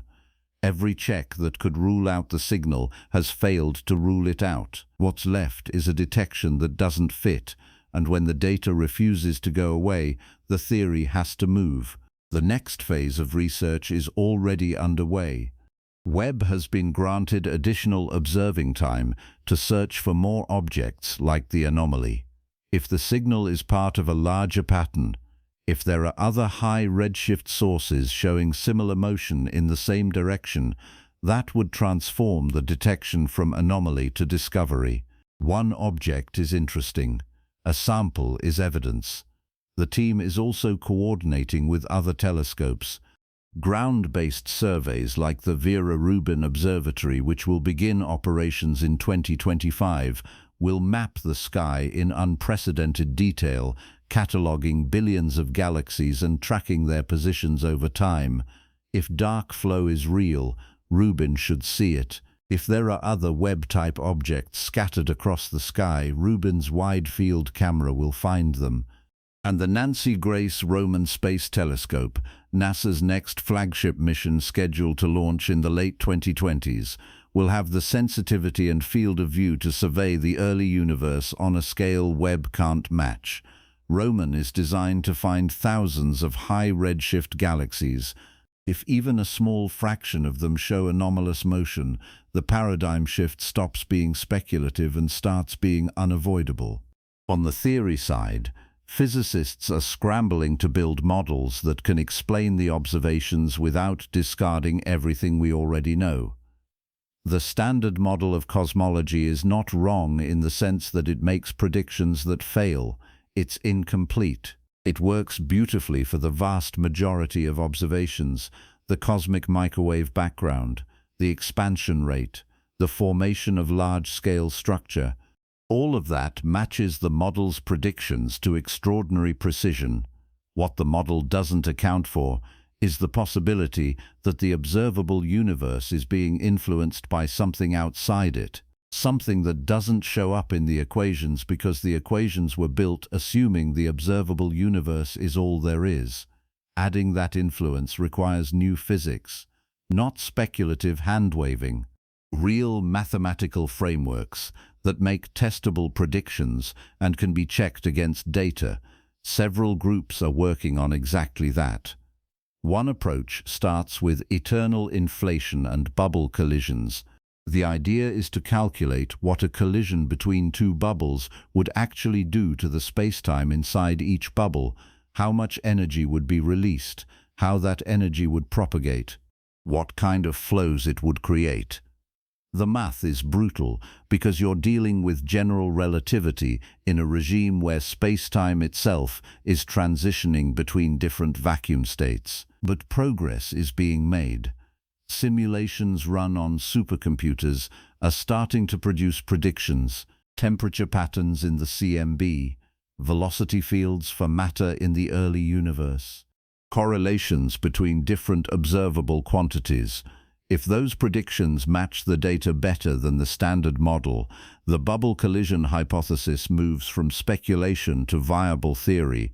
If they don't match, it gets ruled out and something else takes its place. Another approach focuses on higher dimensional physics. If the extra dimensions predicted by string theory are real, and if they were larger or more accessible in the early universe than they are today, that could explain why objects at extreme redshifts behave differently. The team working on this is using a framework called Brainworld cosmology. The idea is that our four-dimensional spacetime is a brane, a lower dimensional surface. Embedded in a higher dimensional space, gravity can leak off the brain into the bulk, the higher dimensional space, and that leakage changes how gravity behaves at small scales and at early times. In the first few 100 million years after the Big Bang, when the universe was smaller and denser, the coupling between the brain and the bulk might have been stronger. Matter and energy in our universe could have interacted with structures in the bulk in ways that don't happen today. The Webb object, sitting at redshift 20, would have formed during that era. It might be responding to influences from the bulk that have since faded as the universe expanded and cooled. Testing this requires calculating what those influences would look like and comparing the predictions to observation. The work is ongoing. A third approach, less mainstream but gaining traction, revisits the assumption that the Big Bang was the beginning. Cyclic cosmology models, like Penrose's conformal cyclic cosmology and ekpyrotic models based on colliding brains, allow for a universe that existed before ours. If the Webb signal is a relic from a previous cycle, something that survived the transition from one universe to the next, that would explain why it doesn't fit the standard timeline. The challenge with this approach is that most cyclic models predict very specific signatures, patterns in the CMB or the distribution of galaxies, and those signatures haven't been conclusively detected yet. But the models are flexible enough that you can tweak them to accommodate new data. If the Webb signal turns out to be one of many such relics, the cyclic picture starts to look more plausible. All three of these approaches, bubble collisions, higher dimensions, cyclic universes, have something in common. They all require accepting that the observable universe is not isolated, that it's part of a larger structure, that what happens inside our horizon is influenced by what's happening outside. That's the paradigm shift, not the specific mechanism. The recognition that the boundary of observation is not the boundary of reality, and that the physics governing the universe we see might be different from the physics governing the universe as a whole. The resistance to that shift is understandable. Science is conservative by design. You don't throw out a working theory just because one observation doesn't fit. You exhaust every possible explanation within the existing framework first. You check for errors. You look for alternative interpretations. You wait for more data. That process is slow. It's frustrating. It feels like the field is dragging its feet, but it's also necessary. Because the history of science is littered with cases where what looked like a groundbreaking discovery turned out to be noise or contamination or a misunderstanding of the data. Cold fusion, faster-than-light neutrinos, the BICEP 2 detection of primordial gravitational waves that turned out to be dust. Every one of those announcements was made by competent scientists working with the best instruments available. And every one of them was wrong. Not because the scientists were incompetent or dishonest, because the universe is hard to measure and it's easy to fool yourself into seeing what you want to see. So the skepticism is warranted. But at some point, if the data keeps refusing to fit, if the anomalies keep piling up, if every alternative explanation gets ruled out, the skepticism has to give way, not to blind acceptance, to careful exploration of ideas that were previously considered too speculative to take seriously. That's where the field is heading. The Webb anomaly has cracked the door open. Whether that door leads to a genuine revolution in cosmology or just to a better understanding of instrumental systematics won't be clear for years. But the door is open, and people are starting to look through it. The philosophical implications are impossible to ignore. If the multiverse is real, if our universe is one bubble in an eternally inflating space populated by countless other bubbles, each with its own physics, then the question of why our universe has the properties it does takes on a completely different character.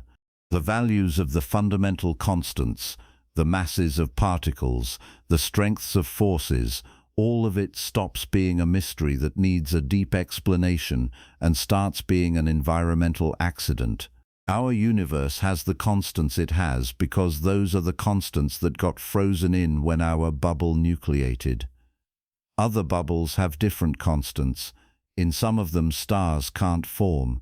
In others, atoms can't hold together. In a few, the conditions are just right for complexity and structure, and eventually life. We live in one of those rare bubbles, not because the universe was fine-tuned for us, but because we couldn't exist in the bubbles where the conditions are wrong. That's the anthropic principle taken to its logical extreme. The universe looks the way it does because if it looked any other way, we wouldn't be here to ask the question. A lot of physicists hate that answer. It feels like giving up, like saying the constants are random and there's no deeper explanation. But if the multiverse is real, it's not giving up. It's accepting that the question we should be asking is not why does our universe have these specific constants, but why does the multiverse as a whole produce bubbles with varying constants? That's a different question, a harder question, but it's the right one. And answering it requires understanding the underlying physics of eternal inflation and how the inflaton field decays into different vacuum states. That's a tractable problem. People are working on it. The fact that the answer might be we live in one of the bubbles where life is possible doesn't make the answer any less meaningful. It just shifts the scale. Instead of explaining one universe, you're explaining a multiverse. And the framework that explains the multiverse, if we ever build it, will be a deeper and more complete theory than anything we have now. There's another implication that's even stranger.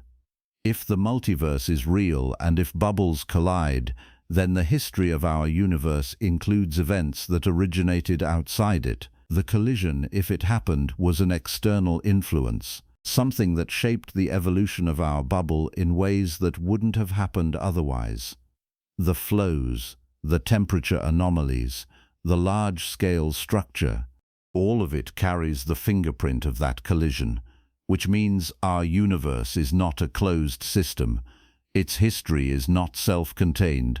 To fully understand why the universe looks the way it does, you have to account for interactions with other universes. That changes the nature of cosmology. It stops being the study of one universe evolving in isolation and becomes the study of how universes interact in a larger multiverse. The questions get bigger, the data gets harder to collect, but the framework gets richer. And the answers, if we ever find them, will tell us not just about our universe, but about the structure of the multiverse itself. The technological implications are equally profound. Webb was built to observe the early universe. It succeeded, but in succeeding, it revealed that the early universe is stranger than anyone predicted. The next generation of telescopes will have to be even more powerful. Larger mirrors, more sensitive detectors, longer observation times. The Roman Space Telescope will help. So will the extremely large telescope, a ground-based observatory under construction in Chile with a primary mirror 39 meters across. And there are already proposals on the table for a successor to Webb, a space telescope with a mirror 20 meters in diameter that could observe even fainter and more distant objects. Building something like that will take decades and cost tens of billions of dollars. But if the Webb signal is real, if it's the first hint of a multiverse we can actually measure, then the investment is justified, because the payoff is not just better pictures of distant galaxies, it's a completely new understanding of what the universe is and where it came from. There's also the question of what else we might find. If the Webb anomaly is evidence of a bubble collision or higher dimensional physics or a relic from a previous cosmic cycle, then there are probably other signatures waiting to be discovered, other anomalies, other patterns in the data that don't fit the standard model. The cold spot in the cosmic microwave background, the tension in the Hubble constant, the unexpectedly bright early galaxies, Each one of those could be connected, pieces of the same puzzle, or they could be unrelated, each pointing to a different aspect of physics we don't understand yet. Either way, the field is entering a period of exploration, a time when the rules are uncertain and the data is full of surprises. That's uncomfortable, but it's also exciting, because this is how science moves forward. Not by confirming what we already believe, by finding things that don't fit and building new frameworks to explain them. The risk, of course, is that the Webb signal turns out to be nothing, a systematic error, an instrumental artifact, a fluke that looked significant but disappears when you collect more data. That's always a possibility, and if it happens, the field will move on. The standard model will remain intact, the multiverse will remain speculative, and the Webb anomaly will be a footnote in the history of cosmology, a cautionary tale about the dangers of over-interpreting early results. But even if that happens, the process will have been worth it, because the only way to find out whether something is real is to take it seriously, to follow the evidence wherever it leads, to build models and make predictions and test them against observation. If the signal is real, we'll know eventually. If it's not, we'll know that too, but we won't know by ignoring it. The broader lesson here is that the universe does not owe us simplicity. For most of the 20th century, cosmology moved toward unification, toward simpler, more elegant theories that explained more with less. The Big Bang replaced a static universe. Inflation explained the uniformity of the cosmic microwave background. Dark matter and dark energy, strange as they are, fit into the framework without breaking it. The trajectory was toward convergence, toward a final theory that would explain everything from the Big Bang to the present in a single coherent narrative. That trajectory might be coming to an end, not because the old theories are wrong, because the universe is bigger and more complex than those theories were designed to handle. The standard model of cosmology might be correct for everything inside the observable universe and still miss the larger picture, the multiverse, the extra dimensions, the cyclic history. All of it could be real, and all of it could be invisible if you only look at the data from inside one bubble.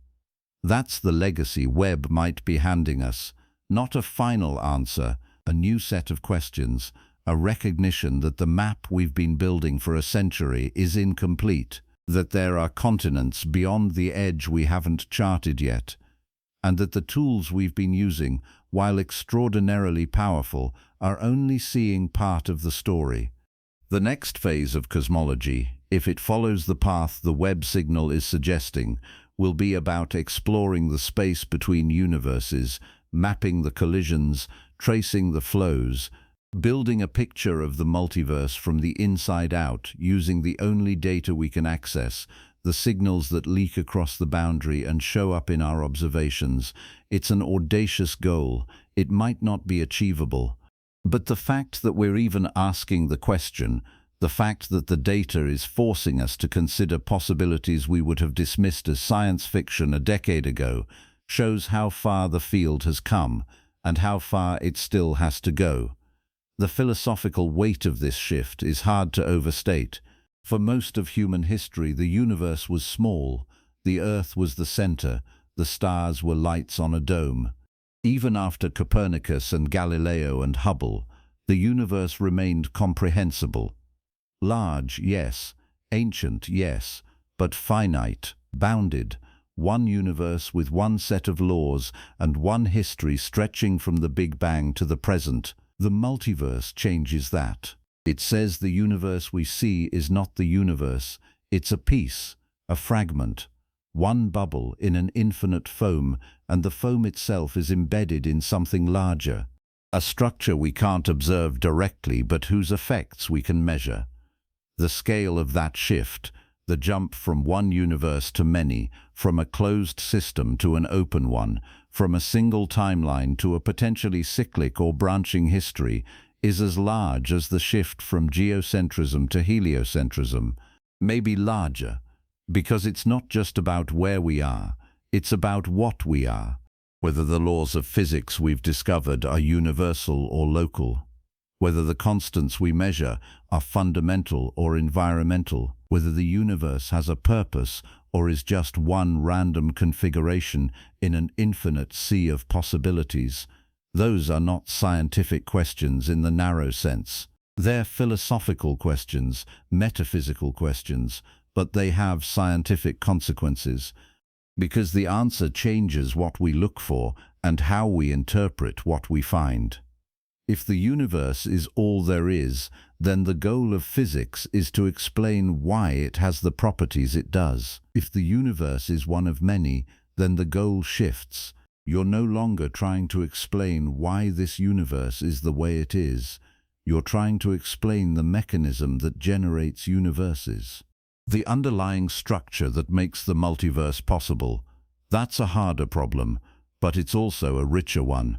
And solving it, if it can be solved, would represent the deepest understanding of reality humanity has ever achieved. We're not there yet, not even close. The Webb signal, as compelling as it is still just one data point, one anomaly, one crack in the wall. But cracks have a way of spreading. And walls, once they start to crumble, don't go back together. The standard model of cosmology has been the wall for 100 years. It's held up against every test, every observation, every challenge, until now. The question is whether the wall can be patched or whether it needs to be rebuilt. The answer will come from more data, more observations, more instruments, more time.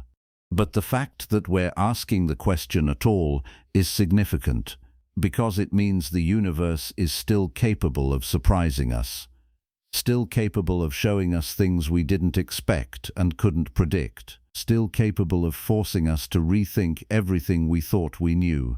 That's the legacy of the Webb anomaly, not what it proves, what it opens, a door into the unknown, a path toward questions we haven't even learned to ask yet.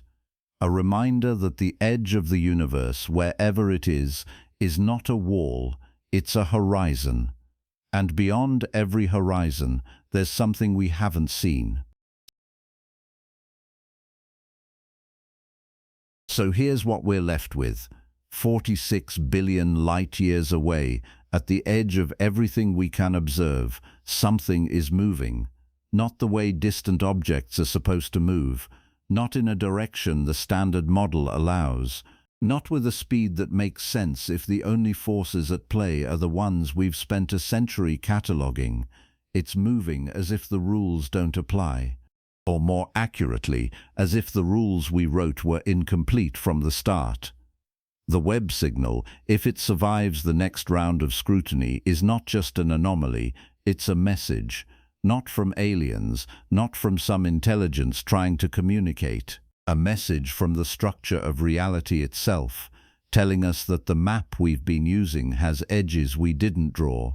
That the observable universe, vast as it is, ancient as it is, might be sitting inside something larger, something older, something that doesn't care whether we're ready to accept it.